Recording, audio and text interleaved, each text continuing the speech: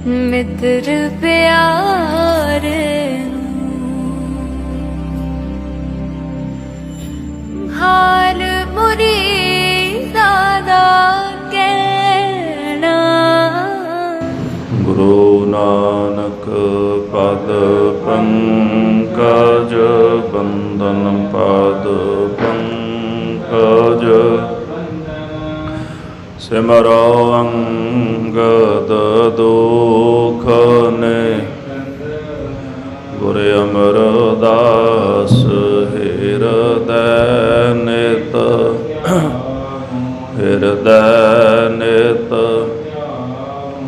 श्री गुरु रामदास गुण गुर अर्जन बिघ्नन के नासक बिघ्नन हर गोविंद शुभ सुमत पर श्री हर राय नमोकार नमोकार श्री हर कृष्ण मनाऊं गुर तेग बहादुर परम कृपाला जी परम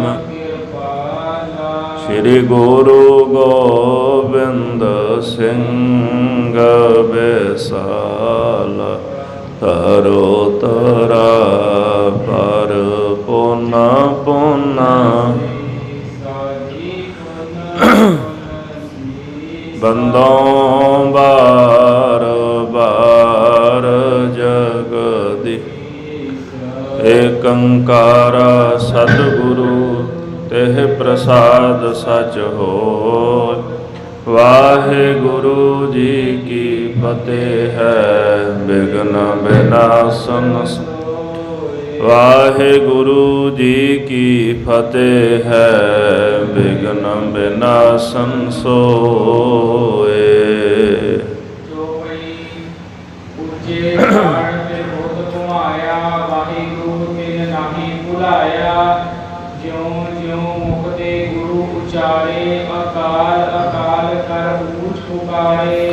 वाहिगुरु जी का खालसा वाहिगुरु जी की फतेह। जुगो जुग अटल चबर छतर तख्त के मालक सतगुरु धन धन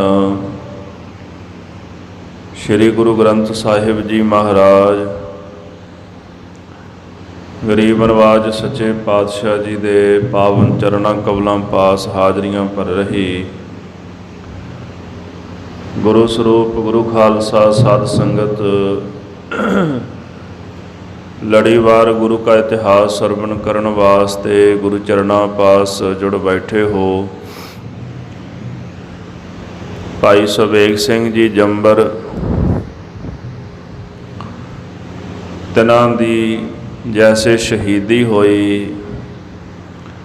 भाई रतन सिंह जी भंगू प्राचीन श्री गुरपंथ प्रकाश विच उन्हां दी कथा प्रकाशमान कर रहे ने। जकरिया खान दे पास काजियां मुलाणियां दी शिकायत करके भाई सुबेग सिंह नूं तिन्हां दे पुत्र भाई सहबाज सिंह दे समेत गिरफ्तार किया। कचहरी विच हाज़र करके जकरिया खान दे सन्मुख पेश किया। जकरिया खान कहंदा मुसलमान बन जा, तेरी जान बख्श देंगे, नहीं तो तैनूं मरन वास्ते तैयार होना पैना। भाई सुबेग सिंह जी कहते हैं कि मैं अपना धर्म नहीं छड्डांगा।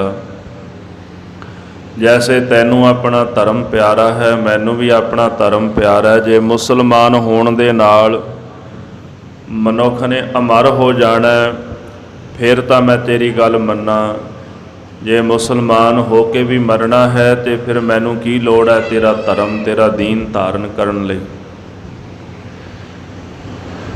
ਮੈਂ ਗੁਰੂ ਕੀ ਸਿੱਖੀ ਜਿਹੜੀ ਕੇਸਾਂ ਸਵਾਸਾਂ ਸੰਗ ਨਿਭਾਵਾਂਗਾ। ਇਹ ਗੱਲ ਸੁਣ ਕੇ ਉਹਨਾਂ ਨੇ ਹੁਕਮ ਦਿੱਤਾ ਵੀ ਚਰਖੜੀਆਂ ਤੇ ਚਾੜੋ ਇਹਨਾਂ ਨੂੰ। ਭਾਈ ਸੁਬੇਗ ਸਿੰਘ ਜੀ ਨੂੰ ਇਸ ਪ੍ਰਕਾਰ ਜੈਸੇ ਉਹਨਾਂ ਨੇ ਚਰਖੜੀਆਂ ਤੇ ਚਾੜ ਕੇ ਸ਼ਹੀਦ ਕੀਤਾ। ਉਹ ਲੜੀਵਾਰ ਪ੍ਰਕਰਨ ਸਰਵਣ ਕਰੀਏ। ਮਨ ਬਿਰਤੀਆਂ ਇਕਾਗਰ ਕਰਨ ਵਾਸਤੇ ਸਰਬੱਤ ਸੰਗਤਾਂ ਜਪੋ ਜੀ। ਸਤਨਾਮ ਸ੍ਰੀ ਵਾਹਿਗੁਰੂ ਸਾਹਿਬ। ਸਤਨਾਮ ਸ੍ਰੀ ਵਾਹਿਗੁਰੂ ਸਾਹਿਬ ਜੀਓ। ਉੱਚੇ ਚਾੜ ਫਿਰ ਬੁੱਤ ਘੁਮਾਇਆ। ਭਾਈ ਸੁਬੇਗ ਸਿੰਘ ਜੀ ਜੰਬਰ ਉਹਨਾਂ ਨੂੰ ਚਰਖੜੀਆਂ ਉੱਪਰ ਚਾੜ ਕੇ ਸ਼ਹੀਦ ਕਰਨ ਦਾ ਹੁਕਮ ਦੇ ਦਿੱਤਾ। ਭਾਈ ਸੁਬੇਗ ਸਿੰਘ ਜੀ ਨੂੰ ਚਰਖੀ ਉੱਪਰ ਚਾੜ ਕੇ ਚਰਖੜੀ ਨੂੰ ਘੁਮਾਉਣਾ ਸ਼ੁਰੂ ਕਰ ਦਿੱਤਾ। ਚਰਖੜੀ ਉੱਪਰ ਫੌਲਾਦ ਦੇ ਦੰਦੇ ਜੇ ਲੱਗੇ ਹੁੰਦੇ ਨੇ, ਦੂਜੀ ਚਰਖੜੀ ਉੱਤੇ ਬੰਨ੍ਹ ਦਿੰਦੇ ਨੇ। ਇੱਕ ਦੂਜੇ ਦੇ ਨਾਲ ਉਹ ਬੰਨੀਆਂ ਹੁੰਦੀਆਂ, ਬਿਲਕੁਲ ਨੇੜੇ ਗੱਡੀਆਂ ਹੁੰਦੀਆਂ ਨੇ, ਤੇ ਇੱਕ ਤੇ ਬੰਨ੍ਹਤਾ ਤੇ ਦੂਜੇ ਤੇ ਦੰਦੇ ਹੁੰਦੇ। ਜਦੋਂ ਘੁੰਮਦੇ ਨੇ ਚਰਖੜੀ ਘੁੰਮ ਕੇ ਤੇ ਮਨੁੱਖ ਦਾ ਸਰੀਰ ਜਿਹੜਾ ਉਹ ਪਾੜ ਦਿੰਦੀ ਹੈ। ਇਸ ਤਰ੍ਹਾਂ ਭਾਈ ਸੁਬੇਗ ਸਿੰਘ ਜੀ ਨੂੰ ਚਰਖੜੀ ਉੱਪਰ ਚਾੜ ਕੇ ਘੁਮਾ ਦਿੱਤਾ ਗਿਆ। ਚਰਖੜੀ ਉੱਪਰ ਚੜ੍ਹ ਕੇ ਵੀ ਭਾਈ ਸੁਬੇਗ ਸਿੰਘ ਜੀ ਨੇ ਵਾਹਿਗੁਰੂ ਸ਼ਬਦ ਭੁਲਾਇਆ ਨਹੀਂ। ਵਾਹਿਗੁਰੂ ਵਾਹਿਗੁਰੂ ਜਪਦੇ ਬਾਣੀ ਪੜ੍ਹਦੇ ਹਨ। ਜਿਉਂ-ਜਿਉਂ ਮੁਖ ਤੋਂ ਵਾਹਿਗੁਰੂ ਵਾਹਿਗੁਰੂ ਉਚਾਰਨ ਕਰਦੇ ਨੇ, ਗੁਰੂ ਗੁਰੂ ਜਪਦੇ ਹਨ। ਅਕਾਲ ਅਕਾਲ ਦਾ ਉੱਚੀ ਉੱਚੀ ਨਾਅਰਾ ਲਾਉਂਦੇ। ਉਹਨਾਂ ਸਮਿਆਂ ਵਿੱਚ ਸਿੰਘਾਂ ਦਾ ਜੰਗੀ ਤੇ ਸ਼ਹੀਦੀ ਨਾਅਰਾ ਸੀ। ਅਕਾਲ ਅਕਾਲ ਜਪਦੇ ਨੇ। ਆਪਾਂ ਵੀ ਇਹੀ ਜਪਦੇ ਹਨ। ਜੈਸੇ ਜਕਾਰਾ ਛੱਡਿਆ ਜਾਂਦਾ, ਕੌਣ ਨਿਹਾਲ ਹੁੰਦਾ ਜਿਹੜਾ ਇਹ ਜਪਦਾ ਵੀ ਸਤਿ ਸ੍ਰੀ ਅਕਾਲ। ਉਦੋਂ ਵੀ ਸਿੰਘਾਂ ਦਾ ਇਹ ਨਾਅਰਾ ਸੀ। ਅਕਾਲ ਪੁਰਖ ਵਾਹਿਗੁਰੂ ਪਰਮੇਸ਼ਰ ਦੇ ਚਰਨਾਂ ਵਿੱਚ ਅਰਦਾਸ ਕਰਦਿਆਂ ਅਕਾਲ ਅਕਾਲ ਦਾ ਜਾਪ ਜਪਦੇ ਹਨ। ਜ਼ਕਰੀਆ ਖਾਨ ਕੋਲ ਖਲੋਤਾ ਹੋਇਆ ਸੀ। ਨਵਾਬ ਨੇ ਜਦੋਂ ਆਵਾਜ਼ ਸੁਣੀ ਅਕਾਲ ਅਕਾਲ ਦੀ, ਗੁਰੂ ਗੁਰੂ ਦੀ, ਇਹ ਆਵਾਜ਼ ਸੁਣ ਕੇ ਜ਼ਕਰੀਆ ਖਾਨ ਨੂੰ ਹੋਰ ਗੁੱਸਾ ਆਇਆ ਹੈ। ਆਖਦਾ ਹੈ ਕਿ ਇਹਨੂੰ ਚੁੱਪ ਕਰਾਓ, ਚਰਖੜੀ ਹੋਰ ਘੁਮਾਓ, ਇਹਦਾ ਸਰੀਰ ਜਿਹੜਾ ਤੁੰਬਾ ਤੁੰਬਾ ਕਰਕੇ ਉਡਾ ਦਿਓ। ਇਹ ਗੁਰੂ ਗੁਰੂ ਜਪਦਾ, ਇਸ ਦਾ ਗੁਰੂ ਗੁਰੂ ਜਪਣਾ ਬੰਦ ਕਰਾ ਦਿਓ। ਹੁਣ ਉਹ ਜਿਉਂ-ਜਿਉਂ ਤੇਜ਼ੀ ਨਾਲ ਚਰਖੜੀ ਘੁਮਾਉਂਦੇ ਨੇ, ਤਿਉਂ-ਤਿਉਂ ਬਾਬਾ ਸੁਬੇਗ ਸਿੰਘ ਜੀ ਹੋਰ ਉੱਚੀ ਉੱਚੀ ਵਾਹਿਗੁਰੂ ਵਾਹਿਗੁਰੂ ਅਕਾਲ ਅਕਾਲ ਜਪਦੇ ਹਨ। ਭਾਵੇਂ ਚਰਖੜੀ ਤੇ ਚੜ੍ਹ ਗਏ, ਭਿਅੰਕਰ ਦੁੱਖ ਉਹਨਾਂ ਨੂੰ ਦਿੱਤਾ ਜਾ ਰਿਹਾ ਸੀ। ਇਹੋ ਜਿਹੇ ਸਮੇਂ ਵਿੱਚ ਵੀ ਭਾਈ ਸੁਬੇਗ ਸਿੰਘ ਹੋਰਾਂ ਨੇ ਸਤਿਗੁਰਾਂ ਦਾ ਨਾਮ ਹਿਰਦੇ ਵਿੱਚੋਂ ਨਹੀਂ ਵਿਸਾਰਿਆ।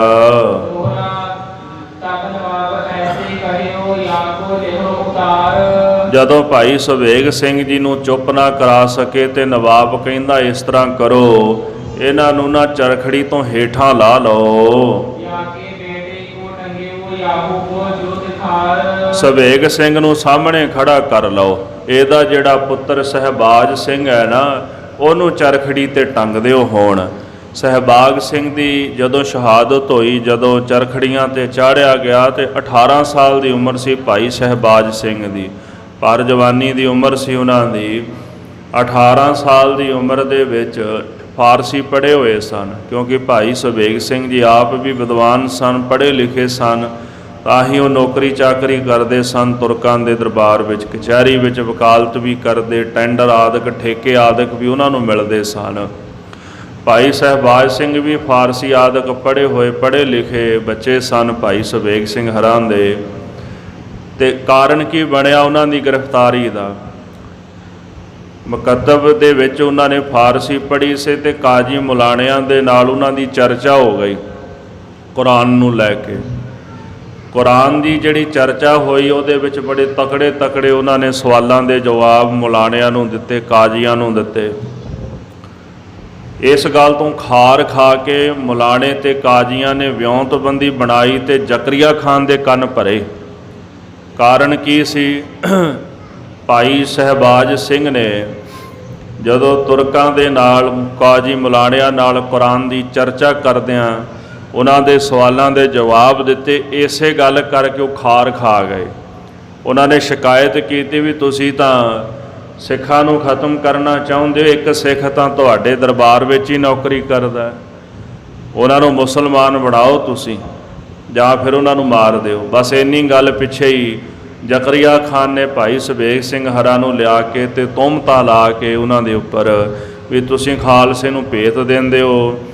ਇੰਨੀ ਗੱਲ ਪਿੱਛੇ ਉਹਨਾਂ ਨੂੰ ਚਰਖੜੀਆਂ ਤੇ ਚਾੜਿਆ। ਭਾਈ ਸਬੇਗ ਸਿੰਘ ਜੀ ਨੂੰ ਸਾਹਮਣੇ ਖੜਾ ਕੀਤਾ। ਜ਼ਕਰੀਆ ਖਾਨ ਕਹਿੰਦਾ ਸਹਿਬਾਜ ਸਿੰਘ ਦਾ ਪਿਤਾ ਸਬੇਗ ਸਿੰਘ, ਉਹਦੇ ਵੇਖਦਿਆਂ ਇਹਦੇ ਪੁੱਤਰ ਨੂੰ ਚਰਖੜੀਆਂ ਤੇ ਟੰਗ ਦਿਓ। ਪਿਤਾ ਇਹਦਾ ਖਲੋ ਕੇ ਵੇਖੇਗਾ ਕਿ ਉਹਦਾ ਜਿਹੜਾ ਪੁੱਤਰ ਹੈ ਉਹਨੂੰ ਕੈਸੇ ਚਰਖੜੀ ਉੱਪਰ ਚਾੜ ਕੇ ਸ਼ਹੀਦ ਕੀਤਾ ਜਾਂਦਾ ਹੈ। ਜਿਹੜੇ ਜਲਾਦ ਸਨ ਉਹਨਾਂ ਨੇ ਇਸੇ ਤਰ੍ਹਾਂ ਹੀ ਕੀਤਾ ਹੈ। ਸਾਧ ਸੰਗਤ ਜੀ ਉਲਟਾ ਬੰਨ੍ਹਤਾ ਚਰਖੜੀ ਤੇ, ਸਿਰ ਹੇਠਾਂ ਕਰਦੇ ਸਨ ਤੇ ਪੈਰ ਉੱਪਰਲੇ ਪਾਸੇ ਕਰ ਦਿੰਦੇ ਸਨ। ਤੇ ਚੱਕਰ ਜਿਹਾ ਹੁੰਦਾ ਜਿਵੇਂ ਟਾਇਰ ਹੁੰਦਾ ਨਾ ਵੱਡੇ ਗੱਡੇ ਦਾ, ਪੁਰਾਣੇ ਸਮੇਂ ਵਿੱਚ ਇੱਦਾਂ ਦੀ ਚਰਖੜੀ ਬਣਾਈ ਹੁੰਦੀ ਸੀ, ਗੋਲ ਆਕਾਰ ਦੀ ਹੁੰਦੀ ਸੀ, ਤੇ ਉਹਦੇ ਉੱਪਰ ਬੰਨ੍ਹ ਦਿੱਤਾ ਉਹਨਾਂ ਨੇ। ਇਸ ਤਰ੍ਹਾਂ ਭਾਈ ਸਹਿਬਾਜ ਸਿੰਘ ਨੂੰ ਉਲਟਾ ਬੰਨ੍ਹ ਕੇ ਟੰਗ ਦਿੱਤਾ ਚਰਖੜੀ ਤੇ। ਭਾਈ ਸਬੇਗ ਸਿੰਘ ਦੇ ਵੇਖਦਿਆਂ ਉਹਨਾਂ ਦੇ ਪੁੱਤਰ ਨੂੰ ਚਰਖੜੀ ਤੇ ਚਾੜ ਕੇ ਘੁਮਾ ਦਿੱਤਾ। ਉਹ ਚਾਹੁੰਦੇ ਸਨ ਵੀ ਸਬੇਗ ਸਿੰਘ ਆਪਣੇ ਅੱਖੀਂ ਵੇਖੇ ਕਿ ਉਹਦੇ ਪੁੱਤਰ ਨੂੰ ਕਿਵੇਂ ਤੁੰਬਾ ਕਰਕੇ ਅਸੀਂ ਉਡਾ ਦਿਆਂਗੇ। ਜਿਉਂ-ਜਿਉਂ ਭਾਈ ਸਬੇਗ ਸਿੰਘ ਆਪਣੇ ਪੁੱਤਰ ਸਹਿਬਾਜ ਸਿੰਘ ਨੂੰ ਵੇਖਦੇ ਨੇ, ਵੇਖ ਕੇ ਇਸ ਤਰ੍ਹਾਂ ਕਹਿੰਦੇ ਹਨ, ਆਖਦੇ ਹੈ ਪੁੱਤਰ ਤੂੰ ਧਨ ਹੈ, ਤੇਰੀ ਸਿੱਖੀ ਕੇਸਾਂ ਸਵਾਸਾਂ ਸੰਗ ਨਿਭ ਜਾਏ। ਤੂੰ ਧਨਤਾ ਦੇ ਯੋਗ ਹੈ ਜਿਹਨੇ ਸਿੱਖੀ ਨੂੰ ਕਮਾ ਲਿਆ ਤੇ ਸਿੱਖੀ ਨੂੰ ਨਿਭਾ ਲਿਆ। ਤੇ ਇਹ ਜਿਹੜਾ ਦਿਨ ਵੀ ਧਨ ਹੈ ਜਿਸ ਦਿਨ ਸਾਨੂੰ ਆ ਸ਼ਹਾਦਤ ਧਰਮ ਦੀ ਖਾਤਰ ਪ੍ਰਾਪਤ ਹੋ ਰਹੀ ਹੈ। ਉਹ ਜਿਹੜਾ ਪੁਰਖ ਧਨ ਹੈ ਜਿਹੜਾ ਧਰਮ ਨਿਭਾ ਜਾਂਦਾ ਹੈ, ਆਪਣੇ ਪ੍ਰਾਣਾਂ ਦੀ ਆਹੂਤੀ ਦੇ ਦਿੰਦਾ ਹੈ। ਉਹ ਜਿਹੜੇ ਪੁਰਸ਼ ਵੀ ਸੰਸਾਰ ਵਿੱਚ ਧਨ ਹਨ ਜਿਹੜੇ ਗੁਰੂ ਦੇ ਚਰਨਾਂ ਦਾ ਪ੍ਰੇਮ ਚਾਹੁੰਦੇ ਤੇ ਸ਼ਹਾਦਤ ਦਾ ਜਾਮ ਪੀ ਲੈਂਦੇ ਹਨ। ਸਹਿਬਾਜ ਸਿੰਘ ਨੂੰ ਵੀ ਚਰਖੜੀ ਤੋਂ ਹੇਠਾਂ ਲਾ ਲਿਆ ਉਹਨਾਂ ਨੇ। ਸ਼ਹੀਦ ਨਹੀਂ ਸਨ ਹੋਏ ਹਲੇ, ਨਾ ਸਬੇਗ ਸਿੰਘ ਤੇ ਨਾ ਸਹਿਬਾਜ ਸਿੰਘ। ਸਹਿਬਾਜ ਸਿੰਘ ਨੂੰ ਵੀ ਚਰਖੜੀ ਤੋਂ ਹੇਠਾਂ ਲਾ ਕੇ ਆਪਣੇ ਪਾਸ ਮੰਗਾਇਆ ਹੈ।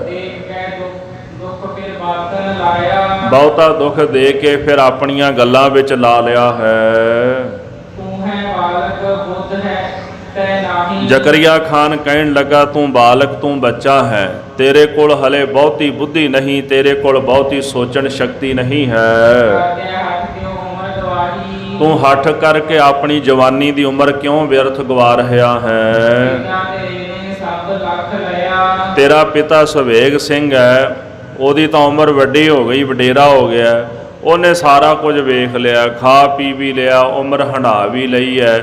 ਜੇ ਉਹ ਸ਼ਹੀਦ ਹੋ ਜਾਏਗਾ ਤੇ ਕੋਈ ਫਰਕ ਨਹੀਂ ਪੈਣਾ। ਤੇਰੀ ਤਾਂ ਉਮਰ ਛੋਟੀ ਹੈ ਨਾ, ਤੂੰ ਤਾਂ 18 ਸਾਲ ਦਾ ਭਰ ਜਵਾਨੀ ਦੀ ਉਮਰ ਵਿੱਚ ਹੈ।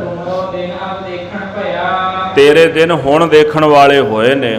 ਤੂੰ ਜਵਾਨ ਹੋਇਆ, ਵਿਆਹ ਕਰਾਏਗਾ, ਸੰਸਾਰ ਵਿੱਚ ਵਿਚਰੇਂਗਾ, ਦੁਨੀਆ ਦੇ ਵਿੱਚ ਪਦਾਰਥ ਕਮਾਏਗਾ, ਖਾਏਗਾ ਤੇ ਆਨੰਦ ਲਏਗਾ। ਹਲੇ ਤਾਂ ਤੇਰੀ ਉਮਰ ਜਿਹੜੀ ਹੈ ਨਾ, ਹੁਣ ਸਾਰਾ ਕੁਝ ਜਾਣਨ ਵਾਲੀ, ਵੇਖਣ ਵਾਲੀ ਹੋਈ ਹੈ। ਅੱਧਾ ਖਾਧਾ ਤੇ ਅੱਧਾ ਪੀਤਾ ਤੇਰੇ ਨਾਲ ਜਾਣਾ ਹੈ।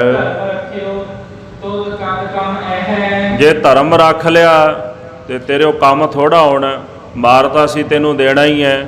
ਜੇ ਤੂੰ ਧਰਮ ਰੱਖੇਂਗਾ ਫਿਰ ਅਸੀਂ ਤੈਨੂੰ ਮਾਰ ਦੇਣਾ ਆ। ਨਾ ਤੇਰਾ ਖਾਧਾ ਕਿਸੇ ਕੰਮ ਦਾ, ਨਾ ਪੀਤਾ ਕਿਸੇ ਕੰਮ ਦਾ। ਹੁਣ ਇਸ ਕਰਕੇ ਧਰਮ ਛੱਡ ਦੇ, ਤੇਰੀ ਜਿੰਦ ਬਖਸ਼ ਦਿਆਂਗੇ। ਤੂੰ ਦੁਨੀਆ ਵਿੱਚ ਖਾਏਂਗਾ ਪੀਏਂਗਾ, ਤੇਰੇ ਨਾਲ ਜਾਏਗਾ। ਇਸ ਕਰਕੇ 4 ਦਿਨ ਤੇਰੇ ਪਾਸ ਹਨ, ਉਹ ਜੀ ਲੈ, ਖਾ ਪੀ ਕੇ ਆਨੰਦ ਲੈ ਲੈ। ਇਸ ਤਰ੍ਹਾਂ ਕਰ ਤੂੰ ਮੁਸਲਮਾਨ ਬਣ ਜਾ ਤੇ ਸਾਡੇ ਕੋਲੋਂ ਬਹੁਤੀ ਜਗੀਰ ਲੈ ਲੈ। ਜਬ ਲਗ ਰਹੇ ਹੈ ਤਖਤ ਜਗ ਕਰੇ ਨਾ ਕੋਈ ਕਬੀਰ। ਜਿੰਨੀ ਦੇਰ ਤੱਕ ਤੇਰੇ ਪ੍ਰਾਣ ਰਹਿਣਗੇ ਨਾ ਤੂੰ ਸੰਸਾਰ ਵਿੱਚ ਜਿਉਂਦਾ ਰਹੇਗਾ, ਤੇਰੀ ਜਗੀਰ ਤੇਰਾ ਤਖਤ ਨਹੀਂ ਤੇਰੇ ਕੋਲੋਂ ਕੋਈ ਖੋਏਗਾ। ਮੁਸਲਮਾਨ ਬਣ ਜਾ, ਜਗੀਰ ਲੈ ਲੈ, ਸਾਰੀ ਉਮਰ ਬਹਿ ਕੇ ਤਖਤ ਤੇ ਆਨੰਦ ਨਾਲ ਬੈਠ ਕੇ ਖਾਵੀਂ, ਕੋਈ ਤੇਰੇ ਕੋਲੋਂ ਕੁਝ ਖੋਏਗਾ ਨਹੀਂ। ਜੋ ਪਈ ਨਵਾਬ ਕਹੀ ਸੁਨ ਸਿੰਘ ਸੁਬੇਗ। ਨਵਾਬ ਇਸੇ ਪ੍ਰਕਾਰ ਕਹਿਣ ਲੱਗਾ, ਹੇ ਸੁਬੇਗ ਸਿੰਘ ਤੂੰ ਵੀ ਸੁਣ। ਬਚਾਓ ਪੁੱਤਰ ਕੋ ਚਲਤੀ ਤੇਗ। ਇਸ ਚਲਤੀ ਤੇਗ ਦੇ ਵਿੱਚ ਨਾ ਤੂੰ ਆਪਣੇ ਪੁੱਤਰ ਨੂੰ ਬਚਾ ਲੈ ਜੇ ਤੂੰ ਭਲਾ ਚਾਹੁੰਦਾ ਹੈ। ਪੁੱਤਰ ਕੋ ਜੜ ਤੁਧ ਰਹੈ। ਸੁਬੇਗ ਸਿੰਘ ਆਪਣਾ ਪੁੱਤਰ ਬਚਾ ਲੈ, ਪੁੱਤਰ ਰੱਖ ਲੈ, ਤੇਰੀ ਜੜ ਦੁਨੀਆ ਵਿੱਚ ਰਹਿ ਜਾਏਗੀ, ਤੇਰੀ ਕੁੱਲ ਰਹਿ ਜਾਵੇਗੀ। ਤੂੰ ਕਹੂੰ ਮੁਖ ਤੇ ਕਲਮਾ ਕਹੈ। ਤੂੰ ਆਪਣੇ ਮੁਖ ਤੋਂ ਇੰਨੀ ਗੱਲ ਆਪਣੇ ਪੁੱਤਰ ਨੂੰ ਕਹਿ ਦੇ, ਪੁੱਤਰ ਕਲਮਾ ਪੜ੍ਹ ਤੇ ਮੁਸਲਮਾਨ ਬਣ ਜਾ। ਉਹ ਸਾਡੇ ਆਖੇ ਨਹੀਂ ਲੱਗਦਾ, ਤੇਰੇ ਆਖੇ ਲੱਗ ਜਾਏਗਾ, ਤੇਰੇ ਕਹਿਣ ਤੇ ਉਹ ਮੁਸਲਮਾਨ ਬਣ ਜਾਏਗਾ। ਕਰੋ ਕਤਲ ਤੁਝ ਮਾਰੋ ਗ੍ਰਾਮ। ਜੇ ਤੂੰ ਨਾ ਮੰਨਿਆ ਤੈਨੂੰ ਤਾਂ ਕਤਲ ਕਰਾਂਗਾ। ਜਿਸ ਜੰਬਰ ਪਿੰਡ ਦੇ ਵਿੱਚ ਤੂੰ ਰਹਿਣਾ, ਤੇਰਾ ਪਿੰਡ ਵੀ ਮੈਂ ਕਤਲ ਕਰਕੇ ਉਜਾੜ ਦਿਆਂਗਾ। ਸਿਖਾਏ ਪੁੱਤਰ ਕਰ ਦੀਨ ਧਰਾਮ। ਇਸ ਕਰਕੇ ਤੂੰ ਆਪਣੇ ਪੁੱਤਰ ਨੂੰ ਨਾ ਸਿਖਾ ਦੇ, ਆਪਣੇ ਪੁੱਤਰ ਨੂੰ ਸਮਝਾ ਦੇ। ਜੇ ਤੇਰਾ ਪੁੱਤਰ ਸਮਝ ਜਾਏਗਾ, ਇਹਦੇ ਨਾਲ ਸਾਰਿਆਂ ਨੂੰ ਸੁੱਖਾਂ ਦੀ ਪ੍ਰਾਪਤੀ ਹੋਵੇਗੀ। ਨਾ ਪਿੱਛੇ ਮੈਂ ਰੱਖੂ ਤੋਹੇ। ਸੋ ਇਸ ਕਰਕੇ ਜੇਕਰ ਤੇਰਾ ਪੁੱਤਰ ਮੁਸਲਮਾਨ ਬਣ ਗਿਆ, ਉਹਦੇ ਪਿੱਛੇ ਮੈਂ ਤੈਨੂੰ ਵੀ ਰੱਖ ਲਵਾਂਗਾ। ਤੂੰ ਧੀ ਪੁੱਤਰ ਸੋ ਕਰ ਕਛੁ ਮੋਹੇ। ਇਸੇ ਪ੍ਰਕਾਰ ਤੂੰ ਵੀ ਆਪਣੇ ਪੁੱਤਰ ਵਾਸਤੇ ਕੁਝ ਕਰ, ਆਪਣੇ ਪੁੱਤਰ ਨਾਲ ਮੋਹ ਕਰ ਥੋੜਾ ਜਿਹਾ। ਇਹ ਨਾ ਕਹਿ ਵੀ ਤੇਰਾ ਪੁੱਤਰ ਚਰਖੜੀ ਤੇ ਚੜ ਗਿਆ ਤੇ ਉਹ ਧੰਤਾ ਦੇ ਯੋਗ ਹੋ ਗਿਆ।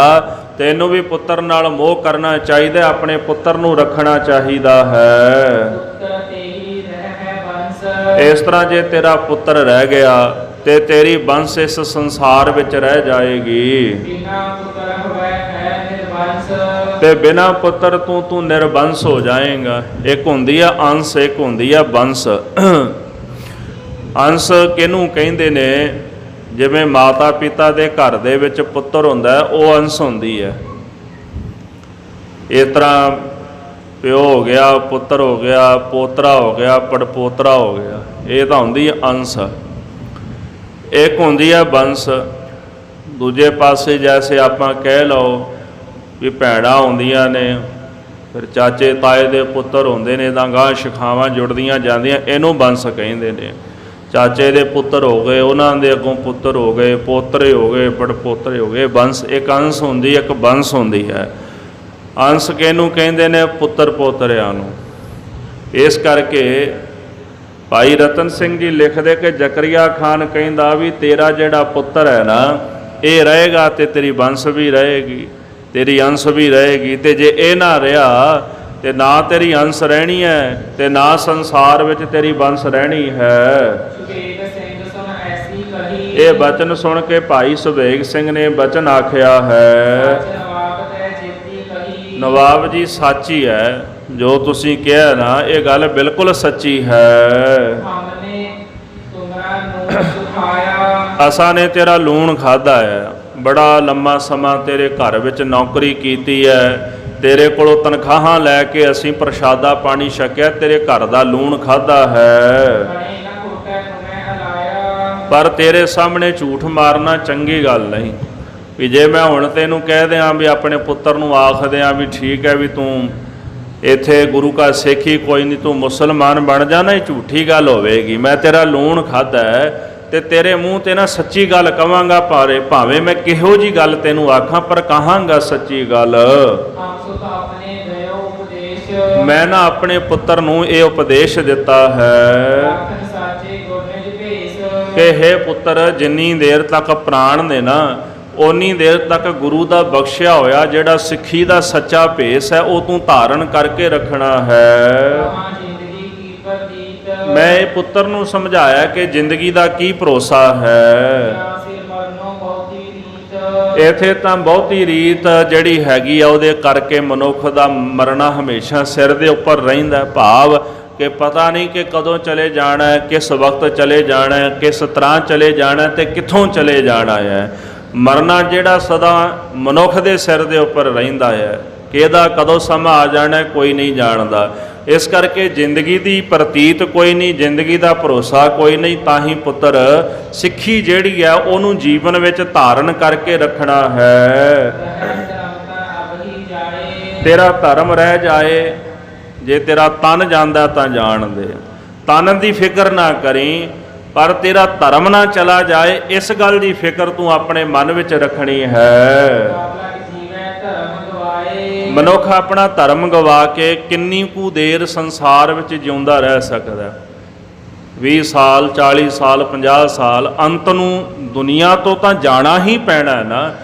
4 ਦਿਨ ਦੀ ਜ਼ਿੰਦਗੀ ਦੀ ਖਾਤਰ ਮਨੁੱਖ ਆਪਣਾ ਧਰਮ ਜਿਹੜਾ ਆਪਣੇ ਤੋਂ ਦੂਰ ਕਰ ਦਿੰਦਾ ਹੈ। ਖਾਲਸਾ ਜੀ, ਧਰਮ ਹੀ ਹੈ ਜਿਹੜਾ ਧੁਰ ਤੱਕ ਮਨੁੱਖ ਦੇ ਨਾਲ ਨਿਭਦਾ ਹੈ। ਔਖੇ ਸਮੇਂ ਵਿੱਚ ਸਿੱਖੀ ਮਨੁੱਖ ਦੇ ਕੰਮ ਆਉਂਦੀ ਹੈ, ਧਰਮ ਹੀ ਮਨੁੱਖ ਦੇ ਕੰਮ ਆਉਂਦਾ। ਬਾਕੀ ਤਾਂ ਸਾਰਾ ਕੁਝ ਇੱਥੇ ਰਹਿ ਜਾਣਾ ਹੈ। ਜੇ ਜਾਣਾ ਤੇ ਮਨੁੱਖ ਦਾ ਧਰਮ, ਮਨੁੱਖ ਦੀ ਕਮਾਈ ਹੋਈ ਕਮਾਈ ਨਾਮ ਬੰਦਗੀ ਦੀ ਮਨੁੱਖ ਦੇ ਸਾਥ ਨਿਭਣੀ ਹੈ। ਇਸ ਕਰਕੇ ਪੁੱਤਰ ਕਬ ਲਗ ਜੀਵੈ ਧਰਮ ਗਵਾਏ। ਅਸੀਂ ਆਪਣਾ ਧਰਮ ਗਵਾ ਕੇ ਕਿੰਨੀ ਕੁ ਦੇਰ ਸੰਸਾਰ ਵਿੱਚ ਜਿਉਂਦੇ ਰਹਾਂਗੇ। ਸੋ ਕਹਿੰਦੇ ਹਨ ਉਹ ਜੀਵਨ ਕਿਸ ਕੰਮ ਹੈ ਜਿਸ ਜੀਵਨ ਦੇ ਵਿੱਚ ਪਦਾਰਥਾਂ ਦੀ ਖਾਤਰ ਅਸੀਂ ਆਪਣਾ ਧਰਮ ਗਵਾ ਦਈਏ। ਮਰਨਾ ਸੱਚ ਹੈ, ਕਿੱਥੇ ਨੱਠ ਕੇ ਜਾਵਾਂਗੇ। ਮਹਾਰਾਜ ਕਲਗੀਧਰ ਜੀ ਦਾ ਬਚਨ ਆਪਾਂ ਪਿੱਛੇ ਵੀ ਸਰਵਣ ਕੀਤਾ ਹੈ, ਜੇ ਕਾਲ ਤੋਂ ਬਚ ਕੇ ਅਸੀਂ ਕਿਸੇ ਦੂਸਰੀ ਜਗ੍ਹਾ ਤੇ ਜਾਵਾਂਗੇ, ਕਾਲ ਤਾਂ ਉੱਥੇ ਵੀ ਖਲੋਤਾ ਹੈ। ਉਹਨੇ ਤਾਂ ਮਨੁੱਖ ਨੂੰ ਨਾਸ਼ ਕਰ ਹੀ ਦੇਣਾ। ਜਿੱਥੇ ਸਮਾਂ ਆ ਗਿਆ, ਸਵਾਸ ਮੁੱਕ ਗਏ, ਉੱਥੋਂ ਚਲੇ ਜਾਣਾ।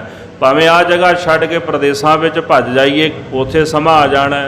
ਇਸ ਕਰਕੇ ਧਰਮ ਛੱਡ ਕੇ ਤੇ ਮਰਨਾ ਜਿਹੜਾ ਹੈ, ਉਹਦੇ ਮਰਨ ਤੋਂ ਭੱਜ ਕੇ ਅਸੀਂ ਕਿੱਥੇ ਜਾਣਾ ਕਰੀਏ।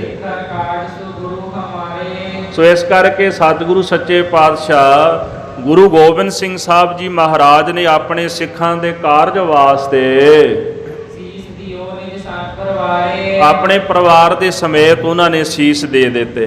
ਮਹਾਰਾਜ ਕਲਗੀਧਰ ਜੀ ਨੇ ਆਪਣਾ ਸਾਰਾ ਸਰਬੰਸ ਸਿੱਖਾਂ ਦੇ ਕਾਰਜ ਵਾਸਤੇ ਵਾਰ ਦਿੱਤਾ ਹੈ। ਸਤਿਗੁਰਾਂ ਦੇ 4 ਜਿਹੜੇ ਫਰਜ਼ੰਦ ਸਨ, ਜਾਨ ਤੋਂ ਪਿਆਰੇ ਪੁੱਤਰ ਸਨ, ਧਰਮ ਦੀ ਖਾਤਰ ਸਿੱਖਾਂ ਦੀ ਖਾਤਰ ਉਹ ਵੀ ਸ਼ਹੀਦ ਹੋ ਗਏ ਹਨ। 2 ਪੁੱਤਰ ਚੰਡੀ ਭੇਟ ਹੋ ਗਏ। ਚੰਡੀ ਦਾ ਭਾਵ ਹੁੰਦਾ ਤਲਵਾਰ। ਚਮਕੌਰ ਸਾਹਿਬ ਦੀ ਧਰਤੀ ਤੇ ਮਹਾਰਾਜ ਕਲਗੀਧਰ ਜੀ ਦੇ ਵੱਡੇ ਫਰਜ਼ੰਦ ਸਾਹਿਬਜ਼ਾਦਾ ਬਾਬਾ ਅਜੀਤ ਸਿੰਘ ਜੀ, ਸਾਹਿਬਜ਼ਾਦਾ ਬਾਬਾ ਜੁਝਾਰ ਸਿੰਘ ਜੀ ਸ਼ਹੀਦ ਹੋ ਗਏ। ਤੇ 2 ਛੋਟੇ ਪੁੱਤਰ ਸਰਹੰਦ ਦੇ ਵਿੱਚ, ਜਿੱਥੇ ਅੱਜ ਕੱਲ੍ਹ ਅਸਥਾਨ ਗੁਰਦੁਆਰਾ ਸ੍ਰੀ ਫਤਿਹਗੜ੍ਹ ਸਾਹਿਬ ਸੁਸ਼ੋਭਿਤ ਹੈ, ਉਸ ਪਾਵਨ ਸਥਾਨ ਦੇ ਉੱਪਰ ਛੋਟੇ ਸਾਹਿਬਜ਼ਾਦੇ ਬਾਬਾ ਜੋਰਾਵਰ ਸਿੰਘ ਜੀ ਤੇ ਬਾਬਾ ਫਤਿਹ ਸਿੰਘ ਜੀ ਨੂੰ ਤਸੀਹੇ ਦੇ ਕੇ ਤੇ ਨੀਹਾਂ ਵਿੱਚ ਚਿਣ ਕੇ ਸ਼ਹੀਦ ਕੀਤਾ ਹੈ। ਇਸ ਕਾਰਨ ਕਰਕੇ ਸਤਿਗੁਰਾਂ ਨੇ ਆਪਣੀ ਕੋਲੀ ਗਵਾ ਲਈ। ਭਾਵ ਕਿ ਗੁਰੂ ਗੋਬਿੰਦ ਸਿੰਘ ਸਾਹਿਬ ਜੀ ਮਹਾਰਾਜ ਤੱਕ ਜਿਹੜੀ ਸੋਢ ਬੰਸ ਉਹ ਚੱਲੀ ਹੈ, ਕਲਗੀਧਰ ਜੀ ਤੱਕ ਜਿਹੜੀ ਅੰਸ਼ ਬੰਸ ਦਾ ਜ਼ਿਕਰ ਜਿਹੜਾ ਦਾਸ ਨੇ ਕੀਤਾ ਨਾ, ਉਹ ਸੋਢ ਬੰਸ ਜਿਹੜੀ ਸਾਹਿਬਜ਼ਾਦਿਆਂ ਤੱਕ ਗਈ ਆ। ਸਾਹਿਬਜ਼ਾਦਿਆਂ ਦੀ ਸ਼ਹਾਦਤ ਤੋਂ ਬਾਅਦ ਜਿਹੜੀ ਸੋਢ ਬੰਸ ਗੁਰੂ ਘਰ ਦੀ ਸੋਢ ਬੰਸ ਸੀ, ਇੱਥੇ ਹੀ ਸਮਾਪਤ ਹੋ ਗਈ। ਭਾਵੇਂ ਅੱਗੇ ਸ਼ਿਖਾਵਾਂ ਜ਼ਰੂਰ ਚੱਲੀਆਂ, ਜਿਨ੍ਹਾਂ ਦੇ ਵਿੱਚ ਪ੍ਰਿਥੀ ਚੰਦ ਹੋਇਆ, ਧੀਰ ਮੱਲੀਆ ਹੋਇਆ, ਇਹਨਾਂ ਤੋਂ ਅੱਗੇ ਜ਼ਰੂਰ ਮਾੜੀਆਂ ਮੋਟੀਆਂ ਸ਼ਿਖਾਵਾਂ ਗਾਂਹ ਤੱਕ ਜਾਂਦੀਆਂ ਰਹੀਆਂ। ਪਰ ਜਿਹੜੀ ਮੁੱਖ ਕੁੱਲ ਸੀ ਮਹਾਰਾਜ ਸਤਿਗੁਰੂ ਸੱਚੇ ਪਾਤਸ਼ਾਹ ਜੀ ਦੀ, ਗੁਰੂ ਰਾਮਦਾਸ ਸਾਹਿਬ ਜੀ ਤੋਂ ਜੋ ਚੱਲੀ ਆ ਰਹੀ ਸੀ, ਇਹ ਸੋਢ ਬੰਸ ਸਾਹਿਬਜ਼ਾਦਿਆਂ ਤੱਕ ਆ ਕੇ ਸਮਾਪਤ ਹੋ ਗਈ। ਜੇ ਸਾਹਿਬਜ਼ਾਦੇ ਜਿਹੜੇ ਸਨ ਉਹਨਾਂ ਦਾ ਵਿਆਹ ਨਹੀਂ ਸੀ ਹੋਇਆ। ਸੋ ਇਸ ਕਰਕੇ ਸਤਿਗੁਰੂ ਕਲਗੀਧਰ ਜੀ ਨੇ ਸਾਰੀ ਬੰਸ ਇੱਥੇ ਹੀ ਸਮੇਟ ਦਿੱਤੀ ਹੈ। ਗੁਰੂ ਹਰਗੋਬਿੰਦ ਸਾਹਿਬ ਸੱਚੇ ਪਾਤਸ਼ਾਹ ਜੀ ਨੇ ਜੰਗ ਕੀਤੇ। 5ਵੇਂ ਪਾਤਸ਼ਾਹ ਦੀ ਜੀ ਦੀ ਸ਼ਹਾਦਤ ਹੋਈ। 9ਵੇਂ ਪਾਤਸ਼ਾਹ ਗੁਰੂ ਤੇਗ ਬਹਾਦਰ ਸਾਹਿਬ ਸੱਚੇ ਪਾਤਸ਼ਾਹ ਜੀ ਦੇ ਦਾਦਾ ਜੀ ਸਨ। 5ਵੇਂ ਪਾਤਸ਼ਾਹ ਗੁਰੂ ਹਰਗੋਬਿੰਦ ਸਾਹਿਬ ਦੇ ਸੁਪੁੱਤਰ ਸਨ ਗੁਰੂ ਤੇਗ ਬਹਾਦਰ ਸਾਹਿਬ ਜੀ, ਤੇ ਉਹਨਾਂ ਦੇ ਦਾਦਾ ਜੀ ਕੌਣ ਸਨ? ਗੁਰੂ ਅਰਜਨ ਦੇਵ ਜੀ ਮਹਾਰਾਜ, ਉਹ ਸ਼ਹੀਦ ਸਨ। ਤੇ ਗੁਰੂ ਤੇਗ ਬਹਾਦਰ ਸਾਹਿਬ ਜੀ ਸ਼ਹੀਦ ਸਨ। ਤੇ ਗੁਰੂ ਗੋਬਿੰਦ ਸਿੰਘ ਸਾਹਿਬ ਮਹਾਰਾਜ ਸੱਚੇ ਪਾਤਸ਼ਾਹ ਜੀ ਦੇ ਦਾਦਾ ਜੀ ਕੌਣ ਸਨ? ਗੁਰੂ ਹਰਗੋਬਿੰਦ ਸਾਹਿਬ ਜੀ। ਪੜਦਾਦਾ ਵੀ ਸ਼ਹੀਦ ਸੀਗਾ, ਦਾਦੇ ਨੇ ਵੀ ਜੰਗ ਕੀਤੇ। ਪਿਤਾ ਗੁਰੂ ਤੇਗ ਬਹਾਦਰ ਸਾਹਿਬ ਸੱਚੇ ਪਾਤਸ਼ਾਹ ਜੀ ਦੀ ਸ਼ਹਾਦਤ ਹੋਈ।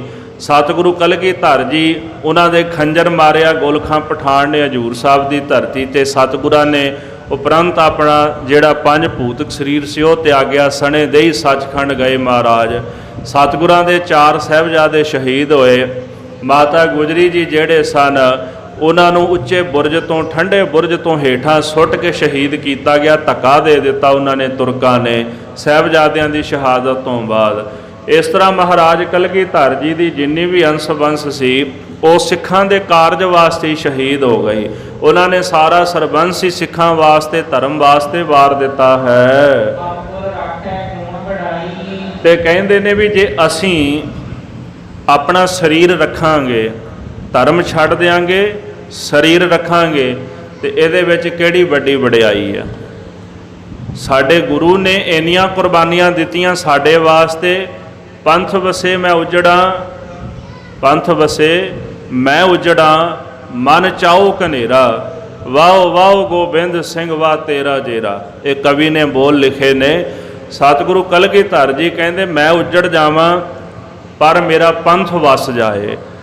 ਮਹਾਰਾਜ ਕਲਗੀਧਰ ਜੀ ਤੁਹਾਡਾ ਜਿਗਰਾ ਕਿਤਨਾ ਕੁ ਵੱਡਾ ਹੈ। ਆਪਣੀ ਪੰਥ ਦੀ ਖਾਤਰ ਆਪਣੀ ਅੰਸ਼ ਜਿਹੜੀ ਉਹ ਸ਼ਹੀਦ ਕਰਾ ਲਈ ਕਲਗੀਧਰ ਦਸ਼ਮੇਸ਼ ਪਿਤਾ ਨੇ। ਤੇ ਜਿਸ ਗੁਰੂ ਨੇ ਇੰਨੀ ਵਡਿਆਈ ਦਿੱਤੀ ਹੈ, ਅਸੀਂ ਉਸ ਗੁਰੂ ਦੀ ਸਿੱਖੀ ਛੱਡ ਕੇ ਜੇ 4 ਦਿਨ ਸੰਸਾਰ ਵਿੱਚ ਜੀਵਾਂਗੇ ਤੇ ਕਿਹੜੀ ਇਹ ਵੱਡੀ ਵਡਿਆਈ ਹੈ।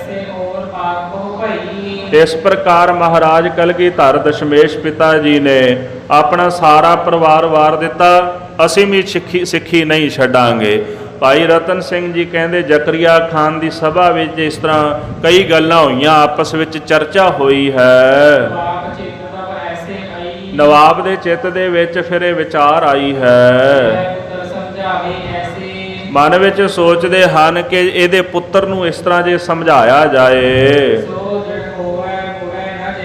यह ਪੁੱਤਰ ਸਮਝਾਵੇ ਐਸੇ, ਵੀ ਇਹਨੇ ਆਪਣੇ ਪੁੱਤਰ ਨੂੰ ਇਸ ਤਰ੍ਹਾਂ ਸਮਝਾਇਆ ਹੋਇਆ ਹੈ ਕਿ ਉਹਦਾ ਪੁੱਤਰ ਇੰਨਾ ਕੁ ਦ੍ਰਿੜ ਹੈ ਸਿੱਖੀ ਦੇ ਵਿੱਚ, ਇੰਨਾ ਕੁ ਪਰਪੱਕ ਹੈ ਵੀ ਉਹ ਕਦੇ ਪਿੱਛੇ ਨਹੀਂ ਮੁੜ ਸਕਦਾ। ਤੇ ਜੇ ਉਹ ਇਦਾਂ ਹੀ ਪੁੱਤਰ ਨੂੰ ਹੁਣ ਵੀ ਸਮਝਾਉਂਦਾ ਰਿਹਾ, ਕਿਉਂਕਿ ਆਮਣੇ ਸਾਹਮਣੇ ਖੜੇ ਸਨ, ਜਦੋਂ ਸਭਾ ਵਿੱਚ ਗੱਲ ਹੋਈ ਤੇ ਜ਼ਕਰੀਆ ਖਾਨ ਨੂੰ ਕਹਿ ਰਹੇ ਨੇ ਪਰ ਸਮਝਾ ਪੁੱਤਰ ਨੂੰ ਰਹੇ ਨੇ। ਤੇ ਜ਼ਕਰੀਆ ਖਾਨ ਤਾਂ ਹੀ ਸੋਚੀ ਜਾਂਦਾ ਵੀ ਜੇ ਇਸ ਤਰ੍ਹਾਂ ਇਹ ਪੁੱਤਰ ਨੂੰ ਸਮਝਾਉਂਦਾ ਰਿਹਾ ਤੇ ਉਹਦੇ ਪੁੱਤਰ ਦਾ ਮਨ ਸਿੱਖੀ ਵੱਲੋਂ ਕਦੇ ਨਹੀਂ ਮੁੜੇਗਾ। ਇਸ ਤਰ੍ਹਾਂ ਕਰੋ ਵੀ ਇਹਦਾ ਬੇਟਾ ਇਹਦੇ ਤੋਂ ਜੁਦਾ ਕਰ ਦਿਓ, ਵੱਖਰਾ ਕਰ ਦਿਓ। ਉਹਨੂੰ ਜਾ ਕੇ ਨਾ ਇਕਾਂਤ ਵਿੱਚ ਡਰਾਓ, ਉਹਨੂੰ ਮਾਰੋ, ਤਾਂ ਕਿ ਉਹ ਦੀਨ ਜਿਹੜਾ ਹੈ, ਧਰਮ ਜਿਹੜਾ ਸਾਡਾ ਮੁਸਲਮਾਨ ਉਹ ਕਬੂਲ ਕਰ ਲਏ। ਇਸ ਤਰ੍ਹਾਂ ਜਦੋਂ ਉਹਨੂੰ ਸਰੀਰ ਦੇ ਵਿੱਚੋਂ ਬਹੁਤੀ ਸਜ਼ਾ ਪ੍ਰਾਪਤ ਹੋਵੇਗੀ, ਬਹੁਤਾ ਦੁਖੀ ਹੋਵੇਗਾ। ਜਦੋਂ ਸਰੀਰ ਦੁਖੀ ਹੁੰਦਾ ਨਾ ਫਿਰ ਬੰਦਾ ਗੁਰੂ ਪੀਰ ਸਭ ਭੁੱਲ ਜਾਂਦਾ ਹੈ। ਇਹ ਵੀ ਜਦੋਂ ਦੁਖੀ ਹੋਏਗਾ ਇਹਨੂੰ ਵੀ ਆਪਣਾ ਗੁਰੂ ਪੀਰ ਭੁੱਲ ਜਾਣਾ, ਇਹਨੂੰ ਸਿੱਖੀ ਭੁੱਲ ਜਾਣੀ ਹੈ। ਇਹਨੂੰ ਲੈ ਜਾਓ ਤੇ ਜਾ ਕੇ ਇਹਦੇ ਸਰੀਰ ਨੂੰ ਬਹੁਤਾ ਦੁੱਖ ਦਿਓ, ਇਹਨੂੰ ਤੰਗ ਕਰੋ, ਇਹਨੂੰ ਸਜ਼ਾ ਦਿਓ। ਇਹ ਜੋ ਮੰਗੇ, ਜਗੀਰ ਮੰਗੇ, ਰਾਜ ਮੰਗੇ, ਡੋਲੇ ਮੰਗੇ, ਜੋ ਮੰਗਦਾ ਇਹਨੂੰ ਦੇ ਦਿਓ, ਪਰ ਇਹਨੂੰ ਮੁਸਲਮਾਨ ਜ਼ਰੂਰ ਬਣਾ ਲਓ। ਕਾਰਨ ਇਹੀ ਸੀ ਕਿ ਜਿਹੜੇ ਕੁਰਾਨ ਦੀ ਚਰਚਾ ਦੇ ਵਿੱਚ ਜੋ ਸਵਾਲਾਂ ਦੇ ਜਵਾਬ ਭਾਈ ਸਹਿਬਾਜ ਸਿੰਘ ਨੇ ਦਿੱਤੇ ਸਨ, ਜ਼ਕਰੀਆ ਖਾਨ ਦੇ ਦਿਮਾਗ ਵਿੱਚ ਸੀ ਵੀ ਐਡਾ ਰੋਸ਼ਨ ਦਿਮਾਗ ਇਨਸਾਨ ਮੁਸਲਮਾਨ ਹੋਣਾ ਚਾਹੀਦਾ। ਬਹਾਦਰ ਸ਼ਾਹ ਨੂੰ ਪੜ੍ਹਾਉਂਦੇ ਸਨ ਦੀਵਾਨ ਨੰਦ ਲਾਲ ਜੀ, ਮਹਾਰਾਜ ਕਲਗੀਧਰ ਜੀ ਦੇ ਅਨੰਦ ਗੁਰਸਿੱਖ ਸਨ। ਤੇ ਕਿੱਥੋਂ ਉਹਨਾਂ ਨੂੰ ਮੁਸਲਮਾਨ ਬਣਾਉਣ ਦੀ ਵਿਚਾਰ ਚੱਲੀ, ਜਦੋਂ ਕਾਜ਼ੀਆਂ ਮੁਲਾਣਿਆਂ ਨਾਲ ਚਰਚਾ ਕਰਦਿਆਂ ਉਹਨਾਂ ਨੇ ਕੁਰਾਨ ਦੀਆਂ ਆਇਤਾਂ ਦੇ ਜਦੋਂ ਅਰਥ ਕਰਕੇ ਸੁਣਾਏ ਨਾ, ਤੇ ਇਹ ਜਿਹੜੀ ਖਬਰ ਔਰੰਗਜ਼ੇਬ ਤੱਕ ਪਹੁੰਚ ਗਈ ਵੀ ਇਹੋ ਜਿਹਾ ਰੋਸ਼ਨ ਦਿਮਾਗ ਇਨਸਾਨ ਮੁਸਲਮਾਨ ਹੋਣਾ ਚਾਹੀਦਾ। ਵਿਦਿਆ ਦਾਤੇ ਸਨ ਬਹਾਦਰ ਸ਼ਾਹ ਦੇ, ਉਹਨੂੰ ਪੜ੍ਹਾਉਂਦੇ ਸਨ ਭਾਈ ਨੰਦ ਲਾਲ ਜੀ। ਤੇ ਜਦੋਂ ਇਹ ਖਬਰ ਪਹੁੰਚ ਗਈ, ਔਰੰਗਜ਼ੇਬ ਵੀ ਸੋਚਦਾ ਇਹੋ ਜਿਹਾ ਰੋਸ਼ਨ ਦਿਮਾਗ ਇਨਸਾਨ ਵਾਕਿਆ ਮੁਸਲਮਾਨ ਹੋਣਾ ਚਾਹੀਦਾ, ਇਹਨੂੰ ਮੁਸਲਮਾਨ ਬਣਾਓ। ਬਹਾਦਰ ਸ਼ਾਹ ਨੂੰ ਪਤਾ ਲੱਗ ਗਿਆ।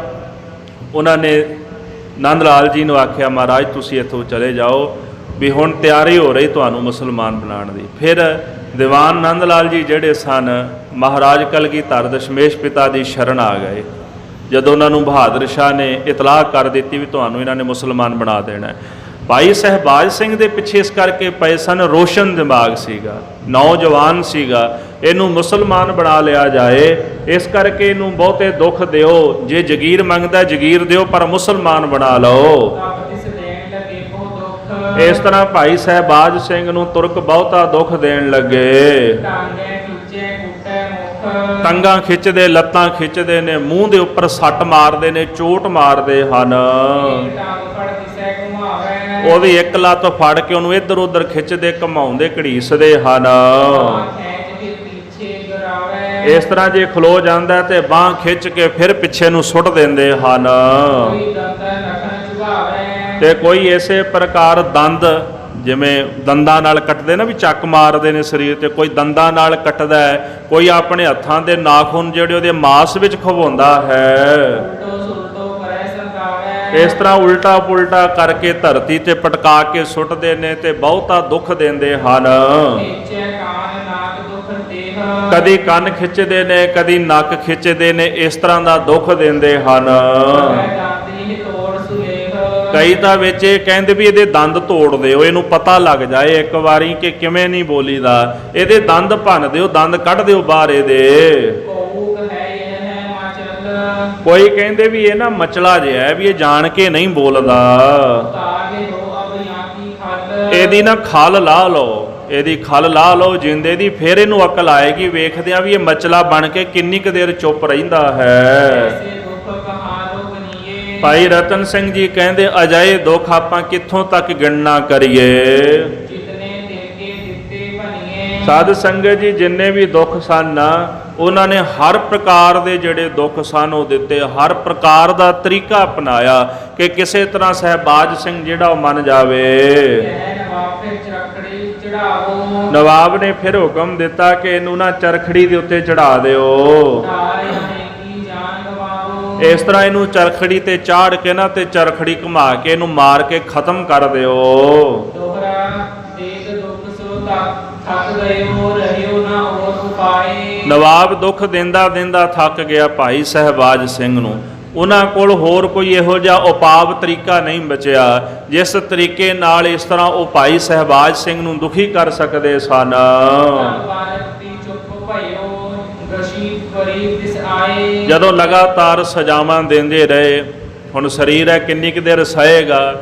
ਅਖੀਰ ਕਹਿੰਦੇ ਭਾਈ ਸਹਿਬਾਜ ਸਿੰਘ ਥੱਕ ਗਏ, ਉਹਨਾਂ ਨੂੰ ਗਸ਼ੀ ਪੈ ਗਈ, ਬੇਹੋਸ਼ ਹੋ ਗਏ। ਜਦੋਂ ਭਾਂਤ ਭਾਂਤ ਦੀ ਸਜ਼ਾ ਉਹਨਾਂ ਨੂੰ ਦਿੱਤੀ ਗਈ ਹੈ। ਚੋਪਈ ਤਬ ਚੰਡਾਲਿਓ ਆਨ ਪੁਕਾਰਾ, ਜਿਹੜਾ ਜਲਾਦ ਸੀ ਉਹਨੇ ਆ ਕੇ ਨਵਾਬ ਨੂੰ ਕਿਹਾ ਹੈ, ਅਬ ਭਇਓ ਬਾਲਕ ਮਰਨੇ ਵਾਰਾ, ਹੇ ਨਵਾਬ ਜੀ ਇਹ ਜਿਹੜਾ ਬਾਲਕ ਤਾਂ ਹੁਣ ਮਰਨ ਵਾਲਾ ਹੋ ਚੁੱਕਾ ਹੈ। ਏਕ ਸਿੰਘ ਸੁਨ ਹੋਇਓ ਰਾਜੀ, ਭਾਈ ਸਵੇਗ ਸਿੰਘ ਜੀ ਉੱਥੇ ਸਨ ਜਦੋਂ ਉਹਨਾਂ ਦੇ ਕੰਨੀ ਆਵਾਜ਼ ਪਈ ਨਾ ਵੀ ਬਾਲਕ ਮਰਨ ਵਾਲਾ ਹੋ ਗਿਆ ਹੈ। ਇਹ ਗੱਲ ਸੁਣ ਕੇ ਭਾਈ ਸਵੇਗ ਸਿੰਘ ਵੀ ਰਾਜੀ ਹੋ ਗਿਆ ਹੈ। ਸਤਿਗੁਰ ਰਾਖੀ ਹਮਰੀ ਲਾਜੀ, ਮਨ ਵਿੱਚ ਸੋਚਣ ਲੱਗਾ ਕਿ ਮੇਰੇ ਗੁਰੂ ਨੇ ਮੇਰੀ ਲਾਜ ਰੱਖ ਲਈ, ਮੇਰਾ ਪੁੱਤਰ ਮਰ ਤਾਂ ਚੱਲਿਆ ਪਰ ਉਹਨੇ ਦੀਨ ਨਹੀਂ ਕਬੂਲਿਆ। ਧੰਨ ਪੁੱਤਰ ਤਾਂ ਧੰਨ ਹੈ ਜਨਨੀ, ਹੇ ਪੁੱਤਰ ਤੂੰ ਧਨ ਹੈ, ਤੈਨੂੰ ਜਨਮ ਦੇਣ ਵਾਲੀ ਤੇਰੀ ਮਾਤਾ ਵੀ ਧਨ ਹੈ। ਰਹਿਓ ਧਰਮ ਅਬਰ ਹਮਰੋ ਬਣੀ, ਸਤਿਗੁਰਾਂ ਦੀ ਕਿਰਪਾ ਦੇ ਨਾਲ ਸਾਡਾ ਧਰਮ ਬਣਿਆ ਰਹਿ ਗਿਆ, ਸਾਡਾ ਧਰਮ ਸਲਾਮਤ ਰਹਿ ਗਿਆ ਹੈ। ਏਕ ਸਿੰਘ ਕੋ ਸੋਚਿਤ ਆਇਓ, ਸਵੇਗ ਸਿੰਘ ਦੇ ਚਿੱਤ ਦੇ ਵਿੱਚ ਇਹ ਖਿਆਲ ਆਇਆ ਹੈ ਸੇ ਬਾਪ ਨੇ ਪੁੱਤਰ ਚਰਾਇਓ, ਕਿ ਕਿਸੇ ਬਾਪ ਨੇ ਪਹਿਲਾਂ ਵੀ ਆਪਣਾ ਪੁੱਤਰ ਚਰਾਇਆ। ਜੇ ਧਿਆਨ ਮਾਰੀਏ ਤੇ ਭਾਈ ਮਤੀ ਦਾਸ ਜੀ, ਉਹਨਾਂ ਨੂੰ ਆਰੇ ਨਾਲ ਵਿੱਚ ਘਰੋਂ ਚੀਰ ਦਿੱਤਾ ਗਿਆ, ਉਹ ਵੀ ਤਾਂ ਕਿਸੇ ਦੇ ਪੁੱਤਰ ਸਨ। ਤੇ ਭਾਈ ਸਵੇਗ ਸਿੰਘ ਜੀ ਕਹਿੰਦੇ ਨੇ ਵੀ ਤੇਰਾ ਪੁੱਤਰ ਤਾਂ ਹਲੇ ਜਿਉਂਦਾ ਹੈ। ਭਾਈ ਮਤੀ ਦਾਸ ਵਰਗੇ ਗੁਰਸਿੱਖਾਂ ਨੂੰ ਆਰੇ ਨਾਲ ਚੀਰ ਕੇ ਦੋ ਫੜ ਕਰਕੇ ਸ਼ਹੀਦ ਕਰ ਦਿੱਤਾ ਗਿਆ ਸੀ। ਨਵਾਬ ਨੇ ਨੀਰ ਮੰਗਾਇਓ, ਨਵਾਬ ਨੇ ਉਸੇ ਵਕਤ ਜਲ ਮੰਗਵਾਇਆ, ਪਾਣੀ ਮੰਗਵਾਇਆ ਹੈ। ਕੁਛ ਛਿੜਕਿਓ ਕਿਚ ਮੁਖ ਤਿਸ ਪਾਇਓ, ਉਹਨੇ ਕੁਝ ਜਲ ਲੈ ਕੇ ਨਾ ਸਹਿਬਾਜ ਸਿੰਘ ਦੇ ਮੂੰਹ ਤੇ ਛਿੜਕਿਆ ਤੇ ਕੁਝ ਉਹਦੇ ਮੂੰਹ ਦੇ ਵਿੱਚ ਪਾ ਦਿੱਤਾ ਹੈ। ਤਬ ਕੁਛ ਜੀਵ ਦੇਹ ਮੈਂ ਆਇਆ, ਜਦੋਂ ਥੋੜਾ ਜਿਹਾ ਜਲ ਮੂੰਹ ਦੇ ਵਿੱਚ ਗਿਆ, ਮੁਖ ਦੇ ਉੱਤੇ ਛਿੜਕਿਆ ਗਿਆ ਤੇ ਥੋੜੀ ਜੀ ਜਿਹੜੀ ਜਾਨ ਸੀ ਉਹ ਸਰੀਰ ਵਿੱਚ ਪੈ ਗਈ ਹੈ। ਏਕੈ ਦਿਲਾਸਾ ਤਬੈ ਬੁਲਾਇਆ, ਦਿਲਾਸਾ ਦੇ ਕੇ ਖਾਨੂ ਬਹਾਦਰ ਨੇ ਉਹਨੂੰ ਆਪਣੇ ਪਾਸ ਬੁਲਾਇਆ ਹੈ। ਉਦੋਂ ਜਨਮ ਭਇਓ ਹੈ ਨਯੋ, ਆਖਣ ਲੱਗਾ ਬੇਟਾ ਹੁਣ ਤੇਰਾ ਨਾ ਨਵਾਂ ਜਨਮ ਹੋ ਗਿਆ ਹੈ। ਨਹੀਂ ਦੋਸ਼ ਤੁਧ ਦੀਨ ਬਚਿਓ, ਇਸੇ ਪ੍ਰਕਾਰ ਕਹਿੰਦੇ ਤੈਨੂੰ ਦੀਨ ਜਿਹੜਾ ਹੈ ਨਾ ਦੀਨ ਨੇ ਬਚਾ ਲਿਆ ਹੈ। ਮੁਸਲਮਾਨ ਹਿੰਦੂ ਜੇ ਭਏ ਇਸ ਪ੍ਰਕਾਰ ਕਹਿੰਦੇ ਜੇਕਰ ਹਿੰਦੂ ਮੁਸਲਮਾਨ ਹੋ ਜਾਂਦੇ ਹਨ ਜਵਾਬ ਮੰਗਾਏ ਖੜੇ ਟਿਕ ਗਏ। ਸੋ ਨਹੀਂ ਦੋਸ਼ ਤੁਧ ਦੀਨ ਬਚਾਈਓ ਮੁਸਲਮਾਨ ਹਿੰਦੂ ਜੇ ਪਏ। ਜਿਹੜੇ ਹਿੰਦੂ ਪਹਿਲਾਂ ਮੁਸਲਮਾਨ ਬਣ ਚੁੱਕੇ ਸਨ ਤੇ ਉਸੇ ਵਕਤ ਹੀ ਨਵਾਬ ਮੰਗਾਏ ਖੜੇ ਟਿਕ ਗਏ। ਨਵਾਬ ਨੇ ਉਹਨਾਂ ਨੂੰ ਕੋਲ ਬੁਲਾ ਕੇ ਨਾ ਤੇ ਸਾਰਿਆਂ ਨੂੰ ਖੜਾ ਕਰ ਲਿਆ ਹੈ। ਤਿੰਨ ਵਾਰ ਕੋ ਬਾਤਨ ਲਾਇਆ ਉਹਨਾਂ ਸਾਰਿਆਂ ਨੂੰ ਹੁਕਮ ਦਿੱਤਾ ਵੀ ਤੁਸੀਂ ਨਾ ਇਸ ਤਰ੍ਹਾਂ ਕਰੋ ਵੀ ਇਹਨੂੰ ਗੱਲਾਂ ਵਿੱਚ ਲਾਓ ਵੀ ਵੇਖ ਅਸੀਂ ਵੀ ਮੁਸਲਮਾਨ ਬਣ ਗਿਆ, ਸਾਡਾ ਕਿਹੜਾ ਕੁਝ ਵਿਗੜ ਗਿਆ, ਇਹਦੇ ਵਿੱਚ ਤੇਰਾ ਕੋਈ ਦੋਸ਼ ਥੋੜਾ ਵੀ ਜੇ ਤੂੰ ਮੁਸਲਮਾਨ ਬਣ ਜਾਏਗਾ। ਉਹਨਾਂ ਸਾਰੇ ਜਣਿਆਂ ਨੇ ਇਸ ਤਰ੍ਹਾਂ ਭਾਈ ਸਹਿਬਾਜ ਸਿੰਘ ਨੂੰ ਗੱਲਾਂ ਵਿੱਚ ਲਾ ਲਿਆ। ਮੁਸਲਮਾਨ ਦਿਨ ਹੋਣ ਕਹਾਇਆ ਗੱਲਾਂ ਵਿੱਚ ਲਾ ਕੇ ਉਹਨਾਂ ਨੇ ਭਾਈ ਸਹਿਬਾਜ ਸਿੰਘ ਕੋਲੋਂ ਇਹ ਕਹਾ ਲਿਆ ਵੀ ਉਹ ਮੁਸਲਮਾਨ ਬਣੇਗਾ। ਕੁਛ ਸੁਧ ਕਛੂ ਬੇਸੁਧ ਕੇ ਹੋਤੇ ਕਿਉਂਕਿ ਜਦੋਂ ਗੱਲਾਂ ਚੱਲ ਰਹੀਆਂ ਸਨ ਸਹਿਬਾਜ ਸਿੰਘ ਨੂੰ ਕੁਝ ਕੁ ਸੁੱਧ ਸੀ। ਸੁੱਧ ਦਾ ਭਾਵ ਖਬਰ ਹੁੰਦਾ, ਆਪਾਂ ਹੋਸ਼ ਕਹਿ ਸਕਨੇ ਆ।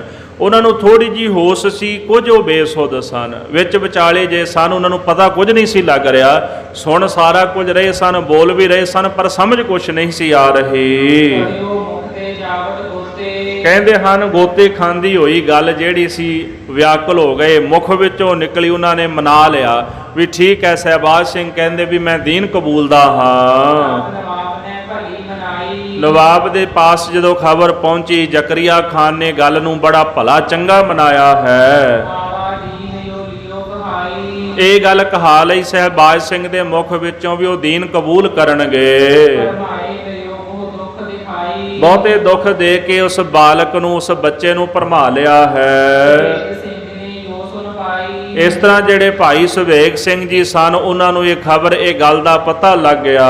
ਦੋਹਰਾ ਸੁਬੇਗ ਸਿੰਘ ਅਚਰਜ ਭਇਓ ਬਹੁਤ ਦੁੱਖ ਪਾਇਓ ਚਿੱਤ ਜਦੋਂ ਸੁਵੇਗ ਸਿੰਘ ਨੂੰ ਇਹ ਗੱਲ ਪਤਾ ਲੱਗ ਗਈ, ਖਬਰ ਹੋ ਗਈ ਵੀ ਮੇਰਾ ਪੁੱਤਰ ਮੁਸਲਮਾਨ ਬਣਨ ਲੱਗ ਪਿਆ, ਚਿੱਤ ਦੇ ਵਿੱਚ ਬੜਾ ਦੁੱਖ ਪੈਦਾ ਹੋਇਆ। ਮਨ ਨੂੰ ਬੜੀ ਠੇਸ ਲੱਗੀ ਕਿ ਹੇ ਸਤਿਗੁਰੂ ਇਹ ਕੀ ਭਾਣਾ ਵਰਤਣ ਲੱਗਾ ਕਿ ਮੇਰਾ ਪੁੱਤਰ ਜਿਹੜਾ ਹੈ ਉਹ ਦੀਨ, ਉਹ ਮੁਸਲਮਾਨ ਧਰਮ ਕਬੂਲ ਕਰਨ ਲੱਗਾ ਹੈ। ਨਵਾਬ ਬੁਲਾਏ ਦਿਖਾਲਿਓ ਦੀਨ ਆਵੇ ਤੁਝ ਪੁੱਤ ਸਾਧ ਸੰਗਤ ਜੀ, ਨਵਾਬ ਨੇ ਸਭਾ ਦੇ ਵਿੱਚ ਕਚਹਿਰੀ ਵਿੱਚ ਪੁੱਤਰ ਬੁਲਾਇਆ ਭਾਈ ਸੁਬੇਗ ਸਿੰਘ ਦਾ। ਆਖਣ ਲੱਗੇ ਆ ਸਾਹਮਣੇ ਤੇਰਾ ਪੁੱਤਰ ਖਲੋਤਾ ਹੈ, ਇਹ ਦੀਨ ਕਬੂਲੇਗਾ, ਇਹ ਮੁਸਲਮਾਨ ਹੋ ਕੇ ਕਲਮਾ ਨੂੰ ਪੜ੍ਹੇਗਾ। ਜੋ ਪਈ ਸੁਬੇਗ ਸਿੰਘ ਕਹਿਓ ਸੁਤ ਕੀ ਭਇਓ ਸਾਧ ਸੰਗਤ ਜੀ, ਭਾਈ ਸੁਬੇਗ ਸਿੰਘ ਜੀ ਕਹਿਣ ਲੱਗੇ ਹੈ ਪੁੱਤਰ ਇਹ ਕੀ ਹੋ ਗਿਆ ਹੈ। ਬਾਲਕ ਹੈ ਦੁਖ ਸਹਿਓ ਨਾ ਗਇਓ ਬਾਲ ਕਹਿੰਦਾ, ਭਾਈ ਸੁਬੇਗ ਸਿੰਘ ਨੇ ਆਖਿਆ ਪੁੱਤਰ ਕੀ ਹੋ ਗਿਆ ਵੀ ਤੂੰ ਮੁਸਲਮਾਨ ਬਣਨ ਲੱਗਾ ਹੈ। ਭਾਈ ਸਹਿਬਾਜ ਸਿੰਘ ਜੀ ਅੱਗੋਂ ਜਵਾਬ ਦੇਣ ਲੱਗੇ ਕਿ ਪਿਤਾ ਜੀ ਦੁੱਖ ਸਹਿਓ ਨਾ ਗਇਓ। ਇਹਨਾਂ ਨੇ ਇੰਨਾ ਕੋ ਦੁੱਖ ਮੈਨੂੰ ਦਿੱਤਾ ਜਿਹੜਾ ਮੇਰੇ ਕੋਲੋਂ ਸਹਿਆ ਨਹੀਂ ਗਿਆ। ਸੁਬੇਗ ਸਿੰਘ ਸੁਨ ਹੋਇ ਗਇਓ ਚੁੱਪ ਇਹ ਵਚਨ ਸੁਣ ਕੇ ਭਾਈ ਸੁਬੇਗ ਸਿੰਘ ਜੀ ਖਾਮੋਸ਼ ਹੋ ਗਏ, ਚੁੱਪ ਹੋ ਗਏ ਹਨ। ਇਹ ਕਿਆ ਭਇਓ ਰਹਿਓ ਸਿੰਘ ਦੁੱਖ ਸਾਧ ਸੰਗਤ ਜੀ ਸੋਚਣ ਲੱਗੇ ਕਿ ਇਹ ਕੀ ਹੋ ਗਿਆ। ਇੱਕ ਜਗ੍ਹਾ ਤੇ ਟਿਕ ਕੇ ਖੜ ਗਏ, ਜਿਵੇਂ ਬੰਦਾ ਠਠੰਬਰ ਜਾਂਦਾ ਹੈ ਨਾ, ਠਠੰਬਰ ਗਏ। ਭਾਈ ਸੁਬੇਗ ਸਿੰਘ ਕੇ ਕੀ ਭਾਣਾ ਵਰਤਿਆ ਹੈ। ਫੇਰ ਸਿੰਘ ਕੇ ਇਹ ਜੀ ਆਈ ਫਿਰ ਭਾਈ ਸੁਬੇਗ ਸਿੰਘ ਦੇ ਹਿਰਦੇ ਵਿੱਚ ਇਹ ਗੱਲ ਆ ਗਈ। ਦੇਖੋ ਮੈਂ ਪਾਸ ਬੁਲਾਈ ਆਖਣ ਲੱਗੇ ਕਿ ਹੇ ਜ਼ਕਰੀਆ ਖਾਨ ਮੈਂ ਤੇਰੀ ਗੱਲ ਮੰਨ ਲਵਾਂਗਾ, ਪਰ ਇੱਕ ਵਾਰੀ ਮੇਰਾ ਪੁੱਤਰ ਮੇਰੇ ਸਾਹਮਣੇ ਮੇਰੇ ਮੂੰਹ ਤੇ ਆ ਕੇ ਇੰਨੀ ਗੱਲ ਮੈਨੂੰ ਕਹਿ ਦੇ ਵੀ ਮੈਂ ਮੁਸਲਮਾਨ ਬਣ ਗਿਆ। ਮੇਰੇ ਸਾਹਮਣੇ ਆ ਕੇ ਮੈਨੂੰ ਗੱਲ ਕਹੇਗਾ ਤੇ ਮੈਂ ਮੰਨ ਲਵਾਂਗਾ। ਹਾਂ ਮੈਂ ਤੇਰੀ ਗੱਲ ਨਹੀਂ ਮੰਨਾਂਗਾ, ਪਰ ਮੈਂ ਆਪਣੇ ਪੁੱਤਰ ਦੀ ਗੱਲ ਜ਼ਰੂਰ ਮੰਨਾਂਗਾ। ਦੇਖੋ ਕੈਸੇ ਕਲਮਾ ਕਹੈ ਮੈਂ ਦੇਖਦਾ ਹਾਂ ਕਿ ਮੇਰਾ ਪੁੱਤਰ ਮੇਰੇ ਸਾਹਮਣੇ ਆ ਕੇ ਕਿਵੇਂ ਕਲਮਾ ਪੜ੍ਹਦਾ ਹੈ। ਗੁਰੂ ਨਾਮ ਕੇ ਭੁਲਈਆ ਚਹੈ ਮੇਰਾ ਪੁੱਤਰ ਗੁਰੂ ਦਾ ਨਾਮ ਕਿਵੇਂ ਭੁਲਾਣਾ ਚਾਹੁੰਦਾ ਹੈ, ਉਹ ਕਿਵੇਂ ਸਿੱਖੀ ਤਿਆਗਣਾ ਚਾਹੁੰਦਾ ਹੈ। ਬਾਬ ਹੈ ਤੇ ਲਿਓ ਪਾਸ ਬੁਲਾਈ ਨਵਾਬ ਨੇ ਉਸੇ ਵਕਤ ਭਾਈ ਸਹਿਬਾਜ ਸਿੰਘ ਨੂੰ ਪਾਸ ਬੁਲਾਇਆ ਹੈ। ਸਿੰਘ ਨੇ ਤੇਰੀ ਸਮਝਾਈ ਭਾਈ ਸੁਬੇਗ ਸਿੰਘ ਜੀ ਨੇ ਆਪਣੇ ਪੁੱਤਰ ਨੂੰ ਸਮਝਾਇਆ ਹੈ। ਗੁਰੂ ਨਾਮ ਕਇਓ ਦਇਓ ਭੁਲਾਈ ਸਾਹਮਣੇ ਆਇਆ ਨਾ ਪੁੱਤਰ ਸਹਿਬਾਜ ਸਿੰਘ, ਹੇ ਪੁੱਤਰ ਤੂੰ ਸਤਿਗੁਰੂ ਦਾ ਨਾਮ ਹਿਰਦੇ ਵਿੱਚੋਂ ਕਿਉਂ ਭੁਲਾਇਆ ਹੈ। ਤੈ ਪਰ ਕਿਨ ਤਲਵਾਰ ਚਲਾਈ ਕੀ ਤੇਰੇ ਉੱਪਰ ਕਿਸੇ ਨੇ ਤਲਵਾਰ ਚਲਾ ਦਿੱਤੀ ਸੀ? ਕਿ ਕੋਈ ਤੈਨੂੰ ਮਾਰਨ ਲੱਗਾ ਸੀ ਕਿ ਤੂੰ ਆਪਣੇ ਗੁਰੂ ਦਾ ਨਾਮ ਭੁਲਾ ਕੇ ਤੇ ਮੁਸਲਮਾਨ ਹੋਣ ਵਾਸਤੇ ਮੰਨ ਗਿਆ ਹੈ। ਦੋਹਰਾ ਦੇਖਿਓ ਮਸਤਕ ਧਿਆਨ ਘਰ ਹੋਣ ਲਿਖਿਓ ਮੁਸਲਮਾਨ। ਸਾਧ ਸੰਗਤ ਜੀ, ਭਾਈ ਸੁਬੇਗ ਸਿੰਘ ਜੀ ਬੰਦਗੀ ਵਾਲੀ ਰੂਹ ਸਨ, ਨਾਮ ਜਪਣ ਵਾਲੇ ਸਨ। ਇਹ ਉਹਨਾਂ ਲੋਕਾਂ ਦੇ ਲਈ ਬੜੀ ਵੱਡੀ ਚਪੇੜ ਹੈ ਜਿਹੜੇ ਗੁਰਮਤਿ ਦੇ ਵਿੱਚ ਆਏ ਹੋਏ ਬਚਨ ਚਰਨ ਧੂੜ ਆਦਿਕ ਇਹਨਾਂ ਬਚਨਾਂ ਦੀ ਨਿੰਦਿਆ ਕਰਦੇ ਨੇ, ਖਿਲਾਫਤ ਕਰਦੇ ਨੇ। ਚਰਨ ਧੂੜ ਦੀ ਜਦੋਂ ਮਹਿਮਾ ਗੁਰੂ ਗ੍ਰੰਥ ਸਾਹਿਬ ਜੀ ਕਰਦੇ ਨੇ, ਅੱਜ ਦੇ ਅਖੌਤੀ ਪ੍ਰਚਾਰਕ ਉਹਦਾ ਵਿਰੋਧ ਕਰਦੇ ਨੇ। ਇਹ ਕਿਹੜੇ ਚਰਨ ਧੂੜ ਦੀ? ਆ ਮਿੱਟੀ ਦੀ ਗੱਲ ਤੁਸੀਂ ਕਰਦੇ ਹੋ। ਆ ਵੇਖੋ ਹੁਣ ਚਰਨ ਧੂੜ ਦੀ ਮਹਿਮਾ ਕੀ ਹੁੰਦੀ ਹੈ। ਖਾਲਸਾ ਜੀ, ਭਾਈ ਸੁਬੇਗ ਸਿੰਘ ਜੀ ਨੇ ਪੁੱਤਰ ਦਾ ਮਸਤਕ ਵੇਖਿਆ। ਇਹ ਮਨੁੱਖ ਦਾ ਮਸਤਕ ਹੀ ਹੈ ਜੋ ਸਭ ਕੁਝ ਬੋਲਦਾ ਹੈ। ਆਪਾਂ ਮਹਾਰਾਜ ਦੇ ਚਰਨਾਂ ਦੇ ਵਿੱਚ ਮਸਤਕ ਰੱਖਦੇ ਹਾਂ। ਕਿਉਂ ਰੱਖਦੇ ਹਾਂ? ਆਪਾਂ ਨਮਸਕਾਰ ਕਰਦੇ ਹਾਂ ਨਾ, ਅਸ਼ਟਾਂਗ ਬੰਦਨ ਇਹਨੂੰ ਕਹਿੰਦੇ ਨੇ, ਜਿਹੜੀ ਆਪਾਂ ਕਰਦੇ ਹਾਂ। ਸਰੀਰ ਦੇ 8 ਅੰਗ ਧਰਤੀ ਨਾਲ ਲੱਗਦੇ ਨੇ। ਹੱਥ ਲੱਗਦੇ, ਹੱਥਾਂ ਦੀਆਂ ਤਲੀਆਂ ਰੇਖਾਵਾਂ ਹੁੰਦੀਆਂ ਨੇ। ਮਸਤਕ ਹੁੰਦਾ ਸਾਡੀਆਂ, ਇਹਦੇ ਤੇ ਰੇਖਾਵਾਂ ਹੁੰਦੀਆਂ ਨੇ। ਅਸੀਂ ਨਮਸਕਾਰ ਕਰਦੇ ਹਾਂ ਤੇ ਹੱਥ ਧਰਤੀ ਤੇ ਲਾਉਂਦੇ ਹਾਂ ਗੁਰੂ ਦੇ ਚਰਨਾਂ ਵਿੱਚ। ਆਪਣਾ ਮਸਤਕ ਜਿਹੜਾ ਹੈ ਉਹ ਸਤਿਗੁਰਾਂ ਦੇ ਚਰਨਾਂ ਵਿੱਚ ਰੱਖਦੇ ਹਾਂ। ਜਿਹੜੇ ਸਾਡੇ ਪੁੱਠੇ ਲੇਖ ਨੇ ਸਿੱਧੇ ਹੋ ਜਾਂਦੇ ਨੇ। ਇੱਕ ਕਾਜੀ ਸ੍ਰੀ ਅਨੰਦਪੁਰ ਸਾਹਿਬ ਦੀ ਧਰਤੀ ਤੇ ਮਹਾਰਾਜ 10ਵੇਂ ਪਾਤਸ਼ਾਹ ਦੇ ਦਰਸ਼ਨ ਕਰਨ ਵਾਸਤੇ ਆਇਆ, ਸੇਵਾ ਕਰਦਾ ਸੀ। ਉਹਨੇ ਸਵਾਲ ਕੀਤਾ ਮਹਾਰਾਜ ਕਲਗੀਧਰ ਦਸ਼ਮੇਸ਼ ਪਿਤਾ ਨੂੰ ਕਿ ਮਹਾਰਾਜ ਨਮਸਕਾਰ ਕਰਨ ਦਾ ਫਾਇਦਾ ਕੀ ਹੈ? ਵੀ ਤੁਹਾਨੂੰ ਲੋਕ ਮੱਥਾ ਟੇਕਦੇ ਨੇ, ਵੀ ਇਹਦਾ ਲਾਭ ਕੀ ਹੁੰਦਾ ਹੈ? ਸਤਿਗੁਰੂ ਕਲਗੀਧਰ ਜੀ ਨੇ ਹੁਕਮ ਦਿੱਤਾ, ਬਚਨ ਹੋਇਆ ਕਿ ਜਿਹੜਾ ਵੀ ਇੱਥੇ ਨਮਸਕਾਰ ਕਰਦਾ ਨਾ ਗੁਰੂ ਦੇ ਚਰਨਾਂ ਵਿੱਚ, ਉਹਦੇ ਲੇਖ ਸਿੱਧੇ ਹੋ ਜਾਂਦੇ ਨੇ। ਤਸੱਲੀ ਨਾ ਹੋਈ। ਸਤਿਗੁਰੂ ਮਹਾਰਾਜ ਨੇ ਤੋਸ਼ੇਖਾਨੇ ਭੇਜਿਆ, ਜਾ ਸਾਡੀ ਮੋਹਰ ਲੈ ਕੇ ਆ ਤੇ ਕਾਗਜ਼ ਲੈ ਕੇ ਆ। ਆ ਜੀ ਗਿਆ, ਮੋਹਰ ਲੈ ਕੇ ਆਇਆ ਤੇ ਕਾਗਜ਼ ਲੈ ਕੇ ਆਇਆ ਤੋਸ਼ੇਖਾਨੇ ਵਿੱਚੋਂ।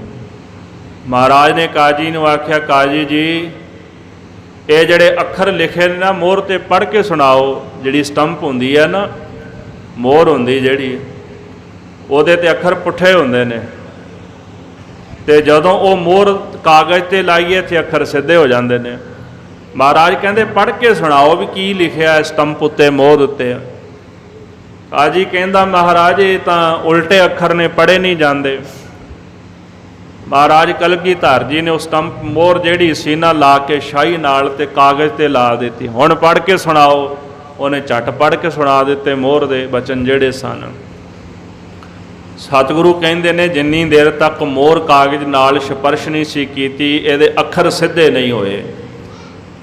ਗੁਰੂ ਕੇ ਪਿਆਰਿਆ, ਜਿੰਨੀ ਦੇਰ ਤੱਕ ਕੋਈ ਗੁਰੂ ਦੇ ਚਰਨਾਂ ਤੇ ਮਸਤਕ ਨਹੀਂ ਲਾਉਂਦਾ, ਉਹਦੇ ਪੁੱਠੇ ਲੇਖ ਸਿੱਧੇ ਨਹੀਂ ਹੁੰਦੇ। ਪਰ ਗੱਲ ਭਾਵਨਾ ਦੀ ਵੀ ਹੈ। ਜੇ ਸ਼ਾਹੀ ਨਾ ਲੱਗੇ ਤੇ ਮੋਹਰ ਤਾਂ ਵੀ ਕੰਮ ਨਹੀਂ ਕਰਦੀ। ਮੋਹਰ ਦੇ ਅੱਖਰ ਉਦੋਂ ਹੀ ਲੱਗਦੇ ਕਾਗਜ਼ ਤੇ ਜੇ ਉਹਦੇ ਵਿੱਚ ਸ਼ਾਹੀ ਹੋਵੇ। ਸ਼ਾਹੀ ਤੋਂ ਬਿਨਾ ਮੋਹਰ ਕਿਸ ਕੰਮ ਦੀ? ਜਿੰਨੀ ਮਰਜ਼ੀ ਕਾਗਜ਼ ਤੇ ਲਾਈ ਜਾਓ, ਭਾਵੇਂ ਸਾਰੀ ਉਮਰ ਲਾਈ ਜਾਓ, ਜੇ ਸ਼ਾਹੀ ਨਹੀਂ ਲੱਗੀ ਤੇ ਮੋਹਰ ਦੇ ਅੱਖਰ ਸਿੱਧੇ ਨਹੀਂ ਹੁੰਦੇ। ਸੀਸ ਨਵਾਇਆ ਕਿਆ ਥੀਆ ਜਾਰੇ ਦੇ ਇੱਕ ਸੁੱਧੇ ਜਾਹੇ, ਹਿਰਦਾ ਪਵਿੱਤਰ ਨਹੀਂ। ਖੋਟ ਧਾਰ ਕੇ ਨੀਅਤ ਮਾੜੀ ਲੈ ਕੇ ਮੱਥਾ ਜਿੰਨਾ ਮਰਜ਼ੀ ਰਗੜੀ ਜਾਈਏ, ਕੋਈ ਫਾਇਦਾ ਨਹੀਂ। ਮਹਾਰਾਜ ਕਲਗੀਧਰ ਜੀ ਇਸੇ ਤਰ੍ਹਾਂ ਬਾਣੀ ਵਿੱਚ ਵੀ ਕਹਿੰਦੇ ਨੇ, ਰੋਗੀ ਜਦੋਂ ਰੋਗ ਦੇ ਨਾਲ ਬਿਲਕਦਾ ਤੇ ਪੁੱਠਾ ਹੋ ਕੇ ਪੈ ਜਾਂਦਾ ਮੰਜੇ ਤੇ ਤੁਸੀਂ ਕੀ ਸੋਚਦੇ ਹੋ ਵੀ ਉਹ ਮੱਥਾ ਟੇਕਦਾ ਪਿਆ, ਨਮਸਕਾਰ ਕਰਦਾ ਪਿਆ? ਸ਼ਿਕਾਰੀ ਝੁਕ ਕੇ ਨਿਸ਼ਾਨਾ ਬਣਦਾ, ਉਹ ਤਾਂ ਸ਼ਿਕਾਰੀ ਹੈ ਨਾ। ਅਕਾਲ ਉਸਤਤ ਦੀ ਬਾਣੀ ਦੇ ਬਚਨ ਨੇ ਮਹਾਰਾਜ ਕਲਗੀਧਰ ਜੀ ਦੇ। ਸ਼ਿਕਾਰੀ ਝੁਕ ਕੇ ਸ਼ਿਕਾਰ ਕਰਦਾ, ਉਹਦੀ ਡੰਡਾਉਤ ਥੋੜ੍ਹਾ ਮੰਨੀ ਜਾਂਦੀ ਹੈ ਵੀ ਉਹ ਮੱਥਾ ਥੋੜ੍ਹਾ ਟੇਕਦਾ, ਉਹਦਾ ਸ਼ਿਕਾਰ ਕਰਦਾ। ਜੇ ਅਸੀਂ ਵੀ ਇਸੇ ਪ੍ਰਕਾਰ ਉਹਨਾਂ ਦੇ ਵਾਂਗੂ ਸੀਸ ਰੱਖੀਏ ਤੇ ਇਹ ਨਮਸਕਾਰ ਨਹੀਂ। ਨਮਸਕਾਰ ਕਿਸ ਦੀ ਹੈ, ਕਿਹੋ ਜੀ ਹੈ? ਜਿਨ੍ਹਾਂ ਦੇ ਹਿਰਦੇ ਵਿੱਚ ਭਾਵਨਾ ਹੋਵੇ, ਗੁਰੂ ਪ੍ਰਤੀ ਪ੍ਰੇਮ ਹੋਵੇ, ਸਤਿਕਾਰ ਹੋਵੇ, ਨੀਅਤ ਸਾਫ਼ ਜਿਨ੍ਹਾਂ ਦੀ ਹੋਵੇ, ਉਹ ਜਦੋਂ ਪ੍ਰੇਮ ਨਾਲ ਗੁਰੂ ਚਰਨਾਂ ਵਿੱਚ ਸੀਸ ਰੱਖਦੇ, ਉਹਨਾਂ ਦੀ ਨਮਸਕਾਰ ਜਿਹੜੀ ਉਹ ਸਫਲੀ ਹੋ ਜਾਂਦੀ ਹੈ। ਜੈਸੇ ਸ਼ਾਹੀ ਲੱਗਣ ਦੇ ਨਾਲ ਜਿਹੜੀ ਮੋਹਰ ਹੁੰਦੀ ਹੈ ਉਹਦੇ ਅੱਖਰ ਸਿੱਧੇ ਹੋ ਜਾਂਦੇ ਨੇ। ਇਨ ਬਿਨ ਇਸੇ ਪ੍ਰਕਾਰ ਗੁਰੂ ਖਾਲਸਾ ਜੀ ਭਾਵਨਾ ਹਿਰਦੇ ਵਿੱਚ ਧਾਰ ਕੇ ਗੁਰੂ ਦੇ ਚਰਨਾਂ ਤੇ ਜਦੋਂ ਆਪਾਂ ਸੀਸ ਰੱਖਦੇ ਹਾਂ ਤੇ ਸਾਡੇ ਪੁੱਠੇ ਲੇਖ ਵੀ ਸਿੱਧੇ ਹੋ ਜਾਂਦੇ ਨੇ। ਇਸ ਕਰਕੇ ਨਮਸਕਾਰ ਤਿਸ ਹੀ ਕੋ ਹਮਾਰੀ। ਸਵਾਲ ਵੀ ਨਮਸਕਾਰ ਕਰਨੀ ਕਿਹਨੂੰ ਹੈ? ਨਮਸਕਾਰ ਤਿਸ ਹੀ ਕੋ ਹਮਾਰੀ, ਸਕਲ ਪ੍ਰਜਾ ਜਿਨੇ ਆਪ ਸਵਾਰੀ। ਜਿਹਨੇ ਸਾਰੀ ਸ੍ਰਿਸ਼ਟੀ ਬਣਾਈ, ਸਾਰੇ ਸੰਸਾਰ ਦੀ ਰਚਨਾ ਕੀਤੀ ਹੈ। ਮਹਾਰਾਜ ਕਲਗੀਧਰ ਜੀ ਕਹਿੰਦੇ ਮੇਰੀ ਉਸ ਵਾਹਿਗੁਰੂ ਨੂੰ ਨਮਸਕਾਰ ਹੈ। ਨਮਸਤੰ ਅਕਾਲੇ ਨਮਸਤੰ ਕਿਰਪਾਲੇ ਨਮਸਤੰ ਅਰੂਪੇ ਨਮਸਤੰ ਅਨੂਪੇ। ਜਾਪ ਸਾਹਿਬ ਜਿਹੜਾ ਉਹਦੇ ਵਿੱਚ ਮਹਾਰਾਜ ਨੇ ਸਮਝਾਇਆ ਹੈ ਨਮਸਕਾਰ ਕਿਹਨੂੰ? ਜਿਹੜਾ ਕਾਲ ਤੋਂ ਰਹਿਤ ਹੈ। ਨਮਸਕਾਰ ਕਿਹਨੂੰ ਹੈ? ਜਿਹੜਾ ਸਾਰਿਆਂ ਦਾ ਕਰਤਾ ਹੈ, ਸਾਰਿਆਂ ਦਾ ਹਰਤਾ ਹੈ। ਮੱਥਾ ਵੀ ਟੇਕਣਾ ਤੇ ਕੇਵਲ ਗੁਰੂ ਗ੍ਰੰਥ ਸਾਹਿਬ ਮਹਾਰਾਜ ਸੱਚੇ ਪਾਤਸ਼ਾਹ ਜੀ ਤੋਂ ਬਿਨਾਂ ਸਿੱਖ ਨੇ ਕਿਸੇ ਨੂੰ ਨਮਸਕਾਰ ਨਹੀਂ ਕਰਨੀ। ਭਾਈ ਸੁਬੇਗ ਸਿੰਘ ਜੀ ਨੇ ਨੇੜੇ ਹੋ ਕੇ ਵੇਖਿਆ, ਆਪਣੇ ਪੁੱਤਰ ਦਾ ਮਸਤਕ ਪੜ੍ਹਿਆ। ਬੰਦਗੀ ਵਾਲੀਆਂ ਰੂਹਾਂ ਮਸਤਕ ਪੜ੍ਹ ਲੈਂਦੀਆਂ ਨੇ ਤੇ ਬੜੇ ਅਚਰਜ ਹੈਰਾਨ ਹੋ ਗਏ ਹਨ। ਪੁੱਤਰ ਦਾ ਮਸਤਕ ਵੇਖ ਕੇ ਭਾਈ ਸੁਬੇਗ ਸਿੰਘ ਜੀ ਨੇ ਆਪਣਾ ਸਿਰ ਫੇਰ ਲਿਆ। ਕਿਉਂ? ਹੁਣ ਲਿਖਿਓ ਮੁਸਲਮਾਨ। ਉਹਨਾਂ ਦੇ ਮਸਤਕ ਤੇ ਲਿਖਿਆ ਸੀ ਵੀ ਨਾ ਮੁਸਲਮਾਨ ਬਣਨਾ। ਲੇਖ ਸੀ ਨਾ ਕਿਤੇ ਮਾੜਾ ਕਰਮ ਕੋਈ ਸਾਹਮਣੇ ਆ ਗਿਆ ਤੇ ਬੜੇ ਹੈਰਾਨ ਹੋ ਗਏ, ਅਚਰਜ ਹੋ ਗਏ ਹਨ ਤੇ ਪਛਤਾਣ ਲੱਗੇ ਹਨ।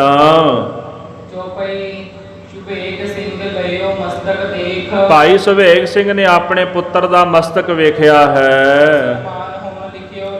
ਮੁਸਲਮਾਨ ਹੋਣ ਦਾ ਜਿਹੜਾ ਲੇਖ ਸੀ ਉਹਨਾਂ ਦੇ ਮੱਥੇ ਤੇ ਲਿਖਿਆ ਹੈ। ਭਾਈ ਸਾਹਿਬ ਜੀ ਨੇ ਆਪਣੀ ਪਨਹੀ, ਆਪਣਾ ਜੋੜਾ ਜਿਹੜਾ ਹੈ ਪੈਰ ਦੇ ਵਿੱਚੋਂ ਲਾ ਦਿੱਤਾ ਹੈ। ਕਹਿੰਦੇ ਨੇ ਵੀ ਹੱਥ ਬੰਨੇ ਹੋਏ ਸਨ। ਉਹਨਾਂ ਨੇ ਆਪਣਾ ਚਰਨ ਜਿਹੜਾ ਜੋੜੇ ਵਿੱਚੋਂ ਬਾਹਰ ਕੱਢ ਕੇ ਨਾ ਤੇ ਆਪਣੇ ਪੁੱਤਰ ਦੇ ਮਸਤਕ ਦੇ ਨਾਲ ਅੰਗੂਠਾ ਛੁਹਾ ਦਿੱਤਾ ਆਪਣੇ ਚਰਨ ਦਾ। ਅਕਾਲ ਅਕਾਲ ਕਹਿ ਕੇ ਇਹ ਜਿਹੜਾ ਬਚਨ ਉਚਾਰਨ ਕੀਤਾ ਹੈ। ਕਹਿੰਦੇ ਖਾਲਸੇ ਨੇ ਤੇਰੇ ਮੱਥੇ ਦਾ ਮਾੜਾ ਲੇਖ ਮਿਟਾ ਦਿੱਤਾ ਹੈ। ਇਹ ਹੁੰਦੀ ਹੈ ਚਰਨਾਂ ਦੀ ਧੂੜ। ਗੁਰਸਿੱਖ ਦੇ ਚਰਨਾਂ ਦੀ ਧੂੜ ਦਾ ਕਿੰਨਾ ਪ੍ਰਤਾਪ ਹੈ। ਜਿੱਥੇ ਗੁਰੂ ਦੇ ਚਰਨਾਂ ਦੀ ਧੂੜ ਦੀ ਗੱਲ ਕਰੀਏ ਫਿਰ ਉਹ ਗੱਲ ਤਾਂ ਕਹਿਣ ਕਥਨ ਤੋਂ ਬਾਹਰ ਹੈ। ਜਿੱਥੇ ਸਿੱਖਾਂ ਦੇ ਚਰਨਾਂ ਦੀ ਧੂੜ ਦਾ ਇੰਨਾ ਪ੍ਰਤਾਪ ਹੈ ਤੇ ਗੁਰੂ ਦੀ ਮਹਿਮਾ ਹੀ ਫਿਰ ਕਹਿਣ ਕਥਨ ਤੋਂ ਪਰੇ ਹੈ। ਇਸ ਤਰ੍ਹਾਂ ਭਾਈ ਸੁਬੇਗ ਸਿੰਘ ਜੀ ਨੇ ਆਖਿਆ ਕਿ ਹੁਣ ਤੇਰੇ ਮੱਥੇ ਤੋਂ ਮੁਸਲਮਾਨ ਹੋਣ ਦਾ ਲੇਖ ਜਿਹੜਾ ਗੁਰੂ ਖਾਲਸੇ ਨੇ ਮੇਟ ਦਿੱਤਾ ਹੈ। ਫਿਰ ਮੂਲ ਮੰਤਰ ਦਾ ਜਾਪ ਕੀਤਾ, ਇੱਕ ਓੰਕਾਰ ਸਤਨਾਮ ਕਰਤਾ ਪੁਰਖ ਨਿਰਭਉ ਨਿਰਵੈਰ ਅਕਾਲ ਮੂਰਤ ਅਜੂਨੀ ਸਹਿ ਭੰਗ ਗੁਰ ਪ੍ਰਸਾਦ। ਜਪ ਆਦ ਸੱਚ ਜੁਗਾਦ ਸੱਚ ਹੈ ਭੀ ਸੱਚ ਨਾਨਕ ਹੋਸੀ ਭੀ ਸੱਚ। ਇੱਕ ਓੰਕਾਰ, ਇੱਕ ਆਦਿ ਰੂਪ ਪਰਮੇਸ਼ਰ ਅਕਾਲ ਪੁਰਖ। ਓੰਕਾਰ ਜੋ ਸਭਨਾਂ ਦਾ ਪ੍ਰਕਾਸ਼ਕ, ਉਹ ਕੇਵਲ ਇੱਕ ਹੈ। ਸਜਾਤੀ ਵਿਜਾਤੀ ਸਬਗਤ ਭੇਦ ਤੋਂ ਰਹਿਤ ਵਾਹਿਗੁਰੂ ਸਭ ਨੂੰ ਬਣਾਉਣ ਵਾਲਾ ਹੈ। ਸਤਨਾਮ ਉਹਦਾ ਨਾਮ ਸੱਚਾ ਹੈ ਭਾਈ। ਕਰਤਾ ਸਾਰਿਆਂ ਦਾ ਕਰਤਾ ਹੈ। ਸਤਨਾਮ ਕਰਤਾ ਬਣਾਉਣ ਵਾਲਾ ਪੁਰਖ ਸਾਰਿਆਂ ਵਿੱਚ ਵਿਆਪਕ ਹੈ। ਅਕਾਲ ਮੂਰਤ ਉਸ ਦਾ ਸਰੂਪ ਜਿਹੜਾ ਕਾਲ ਤੋਂ ਰਹਿਤ ਹੈ। ਨਿਰਭਉ ਹੈ, ਡਰ ਤੋਂ ਰਹਿਤ ਹੈ। ਨਿਰਵੈਰ ਉਹ ਵੈਰ ਤੋਂ ਵੀ ਰਹਿਤ ਹੈ। ਨਿਰਭਉ ਨਿਰਵੈਰ ਅਕਾਲ ਮੂਰਤ ਅਜੂਨੀ ਸਹਿ ਭੰਗ ਜੂਨਾ ਤੋਂ ਰਹਿਤ ਸੁਤੇ ਸਿਧੋ ਪ੍ਰਕਾਸ਼ਮਾਨ ਹੈ ਤੇ ਸਭ ਨੂੰ ਆਪਣੇ ਆਪ ਤੋਂ ਪੈਦਾ ਕਰਨ ਵਾਲਾ। ਪ੍ਰਾਪਤੀ ਕਿਵੇਂ ਹੁੰਦੀ? ਗੁਰੂ ਦੀ ਕਿਰਪਾ ਨਾਲ, ਗੁਰ ਪ੍ਰਸਾਦ। ਹੁਕਮ ਹੋਇਆ ਭਾਈ ਉਸ ਮਾਲਕ ਦੇ ਅਕਾਲ ਪੁਰਖ ਦੇ ਜਾਪ ਨੂੰ ਜਪ। ਜੇ ਉਹਦਾ ਨਾਮ ਜਪੇਗਾ, ਕੀ ਜਪਣਾ? ਆਦ ਸੱਚ। ਉਹ ਆਦ ਮੁੱਢ ਵਿੱਚ ਵੀ ਸੱਚ ਸੀ, ਆਦ ਕਾਲ ਤੋਂ ਮੁੱਢ ਤੋਂ ਸੱਚ ਹੈ। ਜੁਗਾਦ ਸੱਚ, ਜੁਗਾਂ ਦੇ ਆਦ ਵਿੱਚ ਉਹ ਸੱਚ ਹੈ। ਜੁਗਾਦ ਦਾ ਆਖਰੀ ਅਰਥ ਹੁੰਦਾ ਹੈ ਜੁਗ ਆਦ, ਸੰਧੀ ਛੇਦ ਕਰਕੇ। ਜੁਗਾਂ ਦੀ ਰਮਤਾ ਜਦੋਂ ਹੋਈ, ਜੁਗਾਂ ਦੇ ਆਦ ਵਿੱਚ ਵੀ ਸੱਚ ਸੀ। ਆਦ ਸੱਚ, ਜੁਗਾਦ ਸੱਚ ਹੈ, ਭੀ ਸੱਚ।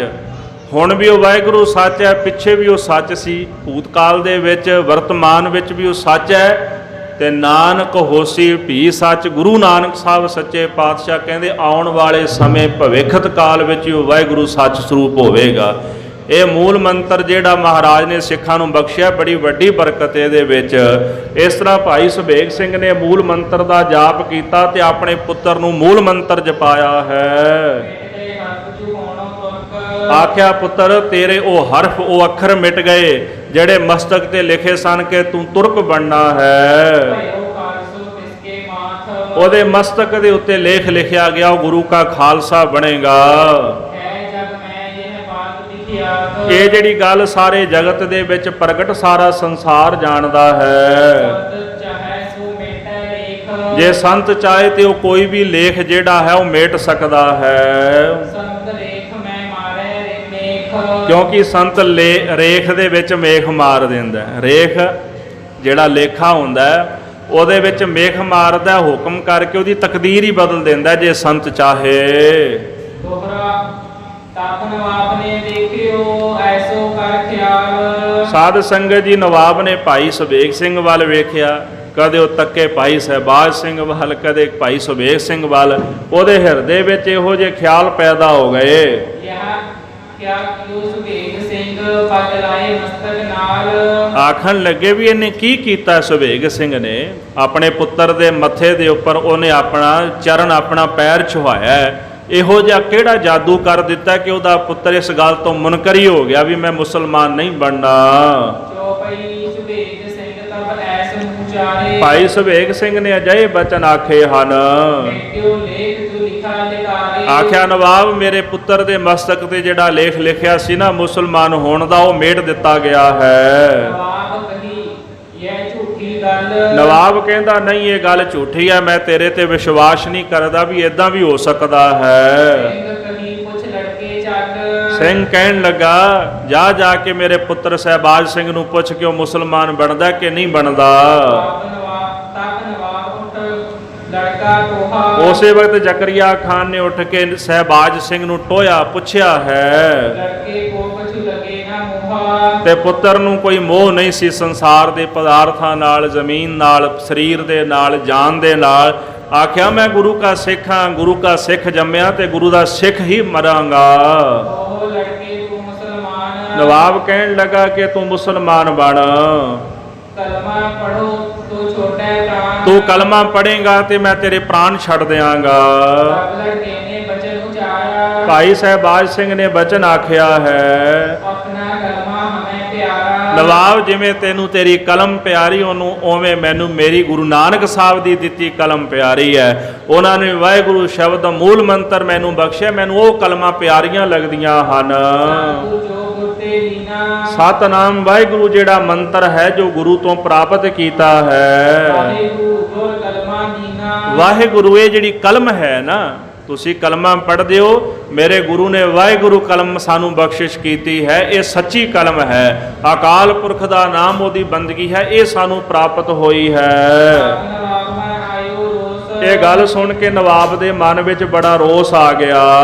ਲੜਕੇ ਕੋ ਕਰ ਜੋਸ਼। ਜਲਾਦ ਨੂੰ ਕਹਿੰਦਾ, ਜੋਸ਼ ਕਰਕੇ ਇਸ ਲੜਕੇ ਨੂੰ ਮਾਰ ਦਿੱਤਾ ਜਾਏ, ਖਤਮ ਕਰ ਦਿਓ। ਆਗੇ ਤੇ ਜੋ ਗੁਣ ਦੁਖ ਦੀਆ। ਜਿਹੜਾ ਹੁਣ ਦੁੱਖ ਦਿੱਤਾ ਨਾ, ਇਸ ਦੁੱਖ ਨਾਲੋਂ 4 ਗੁਣਾ ਜ਼ਿਆਦਾ ਇਹਨੂੰ ਦੁੱਖ ਦੇ ਕੇ ਸ਼ਹੀਦ ਕਰ ਦਿਓ। ਉਹਨਾਂ ਨੇ 4 ਗੁਣਾ ਜ਼ਿਆਦਾ ਦੁੱਖ ਦਿੱਤਾ ਭਾਈ ਸਹਿਬਾਜ ਸਿੰਘ ਨੂੰ, ਪਰ ਉਸ ਗੁਰਸਿੱਖ ਦੇ ਮਨ ਵਿੱਚ ਸੁੱਖ ਹੀ ਸੀਗਾ, ਉਹਨੇ ਦੁੱਖ ਨਹੀਂ ਮਨਾਇਆ। ਸ਼ਹਾਦਤ ਪ੍ਰਾਪਤ ਕਰਦੇ ਵਕਤ ਮਨ ਦੇ ਵਿੱਚ ਬਾਣੀ ਪੜ੍ਹਦੇ ਹੋਏ ਸੁਖੀ ਸਨ। ਜਿਵੇਂ ਭਗਤ ਪ੍ਰਹਿਲਾਦ ਜੀ ਨੇ ਕਿਸੇ ਪ੍ਰਕਾਰ ਦਾ ਦੁੱਖ ਨਹੀਂ ਮੰਨਿਆ। ਅੱਗ ਵਿੱਚ ਉਹਨਾਂ ਨੂੰ ਸਾੜਿਆ ਗਿਆ। ਜਿਹੜੀ ਹੋਲਕਾ ਸੀ ਭੂਆ ਉਹਨਾਂ ਦੀ, ਲੈ ਕੇ ਬਹਿ ਗਈ ਨਾ ਅੱਗ ਵਿੱਚ, ਉਹਨੂੰ ਵਾਰਸ ਉਹ ਚਿੱਟੀ ਚਾਦਰ ਲੈ ਕੇ ਬਹਿ ਜਾਂਦੀ ਸੀ ਤੇ ਅੱਗ ਨਹੀਂ ਸੀ ਲੱਗਦੀ ਉਹਨੂੰ। ਹਰਨਾਕਸ਼ ਨੇ ਕਮਰੇ ਵਿੱਚ ਬੰਦ ਕੀਤਾ, ਤਾਲਾ ਮਾਰ ਦਿੱਤਾ। ਇਹ ਸਾਰੇ ਬਚਨ ਗੁਰੂ ਗ੍ਰੰਥ ਸਾਹਿਬ ਦੀ ਬਾਣੀ ਦੇ ਨੇ। ਤਾਲਾ ਮਾਰ ਦਿੱਤਾ ਵੀ ਡਰ ਜਾਏਗਾ। ਪਰ ਨਿਰਭਉ ਬਾਲਕ ਮੂਰਲਾ ਡਰਈ ਮੇਰੇ ਅੰਤਰ ਗੁਰ ਗੋਪਾਲਾ। ਪ੍ਰਹਿਲਾਦ ਜੀ ਡਰੇ ਨਹੀਂ। ਪਹਾੜ ਤੋਂ ਹੇਠਾਂ ਸੁੱਟਿਆ ਗਿਆ ਵੀ ਮਰ ਜਾਏਗਾ। ਇਸੇ ਪ੍ਰਕਾਰ ਪਾਣੀ ਵਿੱਚ ਰੋੜਿਆ ਗਿਆ, ਬੰਨ੍ਹ ਕੇ ਅੱਗ ਦੇ ਵਿੱਚ ਬਿਠਾਇਆ ਗਿਆ। ਬੜੇ ਭੈ ਦਿੱਤੇ ਗਏ, ਪਰ ਸਾਸਨਾ ਤੇ ਬਾਲਕ ਗਮ ਨਾ ਕਰੈ। ਜਿਹੜੀ ਸਾਸਨਾ ਦਾ ਭਾਵ ਹੀ ਜਿਹੜੀ ਤਾੜਨਾ ਦਿੱਤੀ ਗਈ, ਬੱਚੇ ਨੇ ਗਮ ਨਹੀਂ ਕੀਤਾ। ਉਹ ਕਹਿੰਦੇ ਵੀ ਮੇਰੇ ਹਿਰਦੇ ਵਿੱਚ ਵਾਹਿਗੁਰੂ ਵਸਦਾ, ਮੈਨੂੰ ਕਾਹਦਾ ਡਰ ਹੈ, ਮੈਨੂੰ ਕਿਹਦਾ ਦੁੱਖ ਹੈ। ਇਸ ਤਰ੍ਹਾਂ ਭਗਤ ਪ੍ਰਹਿਲਾਦ ਨੇ ਜੈਸੇ ਦੁੱਖ ਨਹੀਂ ਮਨਾਇਆ, ਤੈਸੇ ਹੀ ਭਾਈ ਸਹਿਬਾਜ ਸਿੰਘ ਨੇ ਕੋਈ ਦੁੱਖ ਨਹੀਂ ਮਨਾਇਆ। ਜਿਉਂ-ਜਿਉਂ ਬਾਲਕ ਨੂੰ ਚੋਟਾਂ ਮਾਰਦੇ ਹਨ, ਤਿਉਂ-ਤਿਉਂ ਭਾਈ ਸਹਿਬਾਜ ਸਿੰਘ ਨੂੰ ਦੁੱਖ ਵੀ ਸੁੱਖ ਰੂਪ ਵਿੱਚ ਭਾਉਂਦਾ ਚੰਗਾ ਲੱਗਦਾ ਹੈ। ਮਾਰਦਿਆਂ ਮਾਰਦਿਆਂ ਅਖੀਰ ਤੁਰਕ ਥੱਕ ਗਏ ਹਨ। ਸਾਧ ਸੰਗਤ ਉਹਨਾਂ ਦੇ ਸਾਰੇ ਯਤਨ ਸਾਰੇ ਤਰੀਕੇ ਮੁੱਕ ਗਏ ਹਨ। ਆਪ ਕੀ ਹੈ ਚਿਤ ਆਈ ਫਿਰ ਨਵਾਬ ਦੇ ਚਿੱਤ ਵਿੱਚ ਇਹ ਖਿਆਲ ਆਇਆ ਹੈ ਜਾਦੂ ਕੀ ਹੈ ਜੁਗਤ ਲਗਾਈ ਵੀ ਇਦਾਂ ਜਾਪਦਾ ਜਿਵੇਂ ਸੁਭੇਗ ਸਿੰਘ ਨੇ ਨਾ ਕੋਈ ਜਾਦੂ ਦੀ ਜੁਗਤ ਬਣਾ ਕੇ ਤੇ ਆਪਣੇ ਪੁੱਤਰ ਨੂੰ ਮੁਸਲਮਾਨ ਹੋਣ ਤੋਂ ਰੋਕ ਦਿੱਤਾ ਹੈ। ਜੀ ਮੁੰਡਾ ਲੈ ਮੰਗਾਈ ਉਹਨੇ ਫਿਰ ਕਾਜੀ ਤੇ ਮੁਲਾਣੇ ਬੁਲਾ ਲਏ। ਜਾਕੋ ਜਾਦੂ ਦੇਹ ਹਟਾਈ ਆਖਿਆ ਵੀ ਇਹਦਾ ਪਿਤਾ ਸੁਭੇਗ ਸਿੰਘ ਨੇ ਨਾ ਇਸ ਬਾਲਕ ਉੱਪਰ ਜਾਦੂ ਟੂਣਾ ਕਰ ਦਿੱਤਾ, ਤੁਸੀਂ ਉਹ ਜਾਦੂ ਟੂਣਾ ਹਟਾ ਦਿਓ। ਕਲਾਮ ਇਲਮ ਕੁਛ ਲਾਵੋ ਤਾਣ ਕੋਈ ਕਲਾਮ ਕੋਈ ਇਲਮ ਵਰਤ ਕੇ ਕੋਈ ਤਾਣ ਕੋਈ ਬਲ ਲਾਵੋ, ਜਾਤੇ ਹੋ ਹੈ ਮੁਸਲਮਾਨ ਜਿਸ ਕਾਰਨ ਕਰਕੇ ਉਹ ਮੁਸਲਮਾਨ ਬਣ ਜਾਏ, ਜਿਹਦੀਆਂ ਰਗਾਂ ਵਿੱਚ ਸਿੱਖੀ ਹੋਵੇ। ਉਹਦੇ ਤੇ ਨਾ ਕੋਈ ਟੂਣੇ ਟਾਣੇ ਚੱਲਦੇ ਹੁੰਦੇ, ਉਹਨਾਂ ਨੂੰ ਨਹੀਂ ਪ੍ਰਵਾਹ ਹੁੰਦੀ ਕਿਸੇ ਗੱਲ ਦੀ, ਜਿਨ੍ਹਾਂ ਦੀਆਂ ਰਗਾਂ ਵਿੱਚ ਸਿੱਖੀ ਫਿਰਦੀ ਹੈ।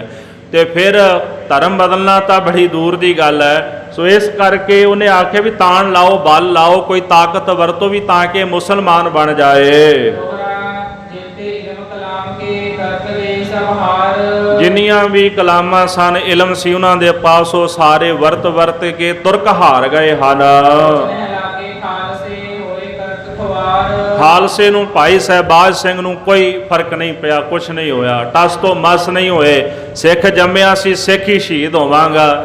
ਅਖੀਰ ਉਹ ਸਾਰੇ ਆਪਣੇ ਯਤਨ ਕਰ ਕਰਕੇ ਖੁਆਰ ਹੋ ਗਏ ਹਨ। ਨਵਾਬ ਦੇ ਉਹ ਤੱਕ ਦੁੱਖ ਕੋ ਦੇਖ ਇਸ ਤਰ੍ਹਾਂ ਜ਼ਕਰੀਆ ਖਾਨ ਦੋਹਾਂ ਪਿਓ ਪੁੱਤਰਾਂ ਨੂੰ ਦੁੱਖ ਦਿੰਦਾ ਥੱਕ ਗਿਆ ਹੈ। ਨਾਹੀ ਦਿਨ ਗੁਰ ਭੇਟ ਉਹਨਾਂ ਨੇ ਇਹ ਨਹੀਂ ਜਾਣਿਆ ਕਿ ਇਹਨਾਂ ਦਾ ਪੀਰ ਜਿਹੜਾ ਬੜਾ ਬਲੀ ਹੈ, ਇਹਨਾਂ ਦਾ ਗੁਰੂ ਬੜਾ ਬਲੀ ਹੈ। ਇਸ ਗੱਲ ਦਾ ਭੇਦ ਜਿਹੜਾ ਜ਼ਕਰੀਆ ਖਾਨ ਨਹੀਂ ਜਾਣ ਸਕਿਆ। ਨਵਾਬ ਨੇ ਦੋ ਮੰਗਾਏ ਨਵਾਬ ਨੇ ਹੁਕਮ ਦੇ ਕੇ ਦੋਹਾਂ ਨੂੰ ਆਪਣੇ ਪਾਸ ਬੁਲਾਇਆ ਹੈ। ਦੇਣੇ ਤੇ ਲੋਕ ਹਟਾਏ ਆਖਿਆ ਵੀ ਠਹਿਰ ਜਾਓ, ਹਲੇ ਨਾ ਇਹਨਾਂ ਨੂੰ ਦੁੱਖ ਦਿਓ, ਇਹਨਾਂ ਨੂੰ ਜਾ ਕੇ ਬੰਦੀ ਖਾਨੇ ਦੇ ਵਿੱਚ ਗ੍ਰਿਫਤਾਰ ਕਰਕੇ ਉੱਥੇ ਰੱਖ ਦਿਓ।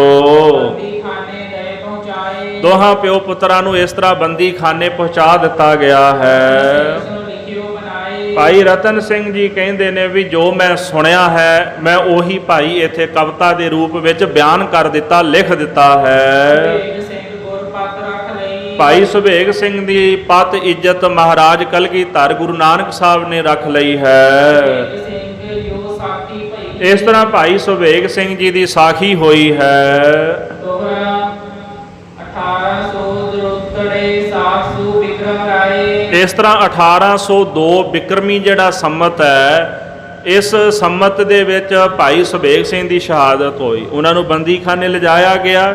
ਫਿਰ ਅਗਲੇ ਦਿਨ ਇਸੇ ਪ੍ਰਕਾਰ ਚਰਖੜੀਆਂ ਤੇ ਚਾੜ ਕੇ ਤੇ ਦੋਹਾਂ ਪਿਓ ਪੁੱਤਰਾਂ ਨੂੰ ਸ਼ਹੀਦ ਕਰ ਦਿੱਤਾ ਗਿਆ ਹੈ। ਭੇਗ ਸਿੰਘ ਸਾਖੀ ਭਈ ਸੁਨੋ ਸੰਤ ਮਨ ਲਾਏ ਇਸ ਤਰ੍ਹਾਂ ਭਾਈ ਸੁਭੇਗ ਸਿੰਘ ਜੀ ਦੀ ਜਿਹੜੀ ਸਾਖੀ ਹੈ ਉਹ 1802 ਚ ਹੋਈ ਹੈ। ਸੋ ਸੰਤ ਜਨੋ ਮਨ ਲਾ ਕੇ ਸਰਵਣ ਕਰੋ। ਜੋ ਭਈ ਸਾਖੀ ਸੁਣੀ ਮੈਂ ਆਪਣੇ ਤਾਤ ਭਾਈ ਰਤਨ ਸਿੰਘ ਜੀ ਕਹਿੰਦੇ ਵੀ ਇਹ ਸਾਖੀ ਮੈਂ ਕਿਸੇ ਹੋਰ ਕੋ ਨਹੀਂ ਸੁਣੀ, ਇਹ ਸਾਖੀ ਮੈਂ ਆਪਣੇ ਤਾਤ ਕੋ ਸੁਣੀ। ਤਾਤ ਕਹਿੰਦੇ ਪਿਤਾ ਨੂੰ, ਮੇਰਾ ਪਿਤਾ ਭਾਈ ਰਾਏ ਸਿੰਘ। ਇਹ ਸਾਰੀ ਕਥਾ ਮੈਂ ਭਾਈ ਰਾਏ ਸਿੰਘ ਜੀ ਦੇ ਜ਼ਬਾਨੀ ਸੁਣੀ ਹੈ। ਐਸੇ ਲਿਖੀ ਰਤਨ ਸਿੰਘ ਬਾਤ ਰਤਨ ਸਿੰਘ ਜੀ ਕਹਿੰਦੇ ਜੈਸੇ ਸੁਣੀ ਹੈ ਮੈਂ ਵੈਸੇ ਹੀ ਲਿਖ ਦਿੱਤੀ ਹੈ। ਜੇਤੀ ਸੁਣੀ ਤੇਤੀ ਹਮ ਕਹੀ ਜਿੰਨੀ ਮੈਂ ਇਸ ਕਥਾ ਸੁਣੀ ਆ ਓਨੀ ਕੁ ਮੈਂ ਕਹਿ ਦਿੱਤੀ ਹੈ। ਆਗੇ ਹੋਰ ਸੁਣੋਗਤ ਨਹੀਂ ਹੁਣ ਅੱਗੇ ਨਵੀਂ ਗੱਤ ਸੁਣੋ, ਨਵੇਂ ਹਾਲਾਤ ਸੁਣੋ ਸਿੱਖਾਂ ਦੇ। ਹੁਣ ਉਹ ਹਾਲਾਤ ਕਿਹੜੇ ਨੇ? ਭਾਈ ਤਾਰੂ ਸਿੰਘ ਜੀ ਦੀ ਸ਼ਹਾਦਤ। ਇਹ ਕਥਾ ਆਪਾਂ ਅਗਲਿਆਂ ਪ੍ਰਕਰਣਾਂ ਵਿੱਚ ਸਰਵਣ ਕਰਾਂਗੇ। ਜੈਸੇ ਭਾਈ ਤਾਰੂ ਸਿੰਘ ਜੀ ਜਿਨ੍ਹਾਂ ਨੂੰ ਕਿਹਾ ਜਾਂਦਾ ਸੀ ਭਾਈ ਤਾਰੂ ਸਿੰਘ ਭੁਜੰਗੀ, ਵਿਦੇਹੀ ਸ਼ਹੀਦ ਕੀ ਸਾਖੀ। ਭਾਈ ਤਾਰੂ ਸਿੰਘ ਜੀ ਨਿਹੰਗ ਸਿੰਘ ਸਨ, ਵਿਦੇਹੀ ਸਿੱਖ ਸਨ, ਸਰੀਰ ਵਿੱਚ ਰਹਿੰਦਿਆਂ ਮੁਕਤ ਸਨ। ਆਪ ਜਪੈ ਅਵਰਹ ਨਾਮ ਜਪਾਵੈ। ਤੇ ਉਹ ਇਹੋ ਜਿਹੇ ਗੁਰਸਿੱਖ ਜਿਹੜੇ ਸਨ ਜਿਉਂਦੇ ਜੀ ਪਰਮੇਸ਼ਰ ਵਿੱਚ ਅਭੇਦ ਸਨ, ਉਹਨਾਂ ਦੀ ਆਪਾਂ ਕਥਾ ਸਰਵਣ ਕਰਾਂਗੇ। ਸਮੇਂ ਦੀ ਸਮਾਪਤੀ ਭੁੱਲਾਂ ਚੁੱਕਾਂ ਦੀ ਖਿਮਾ ਕਰਨੀ ਜੀ। ਹੇ ਗੋਬਿੰਦ ਹੇ ਗੋਪਾਲ ਹੇ ਦਇਆਲ ਪ੍ਰਾਣਨਾਥ ਅਨਾਥ ਸਖੇ ਦੀਨ ਦਰਦ ਹੇ ਸਮਰਾਥ ਅਗੰਮ ਪੂਰਨ ਮੋਹਿ ਮਇਆ ਧਾ ਅੰਧਕੂਪ ਮਹਾ ਭਿਆਨ ਨਾਨਕ ਪਾਰਿਓ ਤਾਰ ਆਏ ਪ੍ਰਭ ਸਰਣਾਗਤੀ ਕਿਰਪਾ ਨਿਧ ਦਇ ਏਕ ਅਖਰ ਹਰ ਮਨ ਬਸਤ ਨਾਨਕ ਹੋਤ ਨਿਹਾਲ। ਵਾਹਿਗੁਰੂ ਨਾਮ ਜਹਾਜ ਹੈ ਚੜੇ ਸੋ ਉਤਰੇ ਜੋ ਸ਼ਰਧਾ ਕਰ ਸੇਵੰਦੇ ਗੁਰ ਪਾਰ ਉਤਾਰਨ ਜੋ ਸ਼ਰਧਾ ਕਰ ਸੇਵੰਦੇ ਗੁਰ ਪਾਰ ਉਤਾਰਨ ਹਾਰ। ਵਾਹਿਗੁਰੂ ਜੀ ਕਾ ਖਾਲਸਾ ਵਾਹਿਗੁਰੂ ਜੀ ਕੀ ਫਤਿਹ।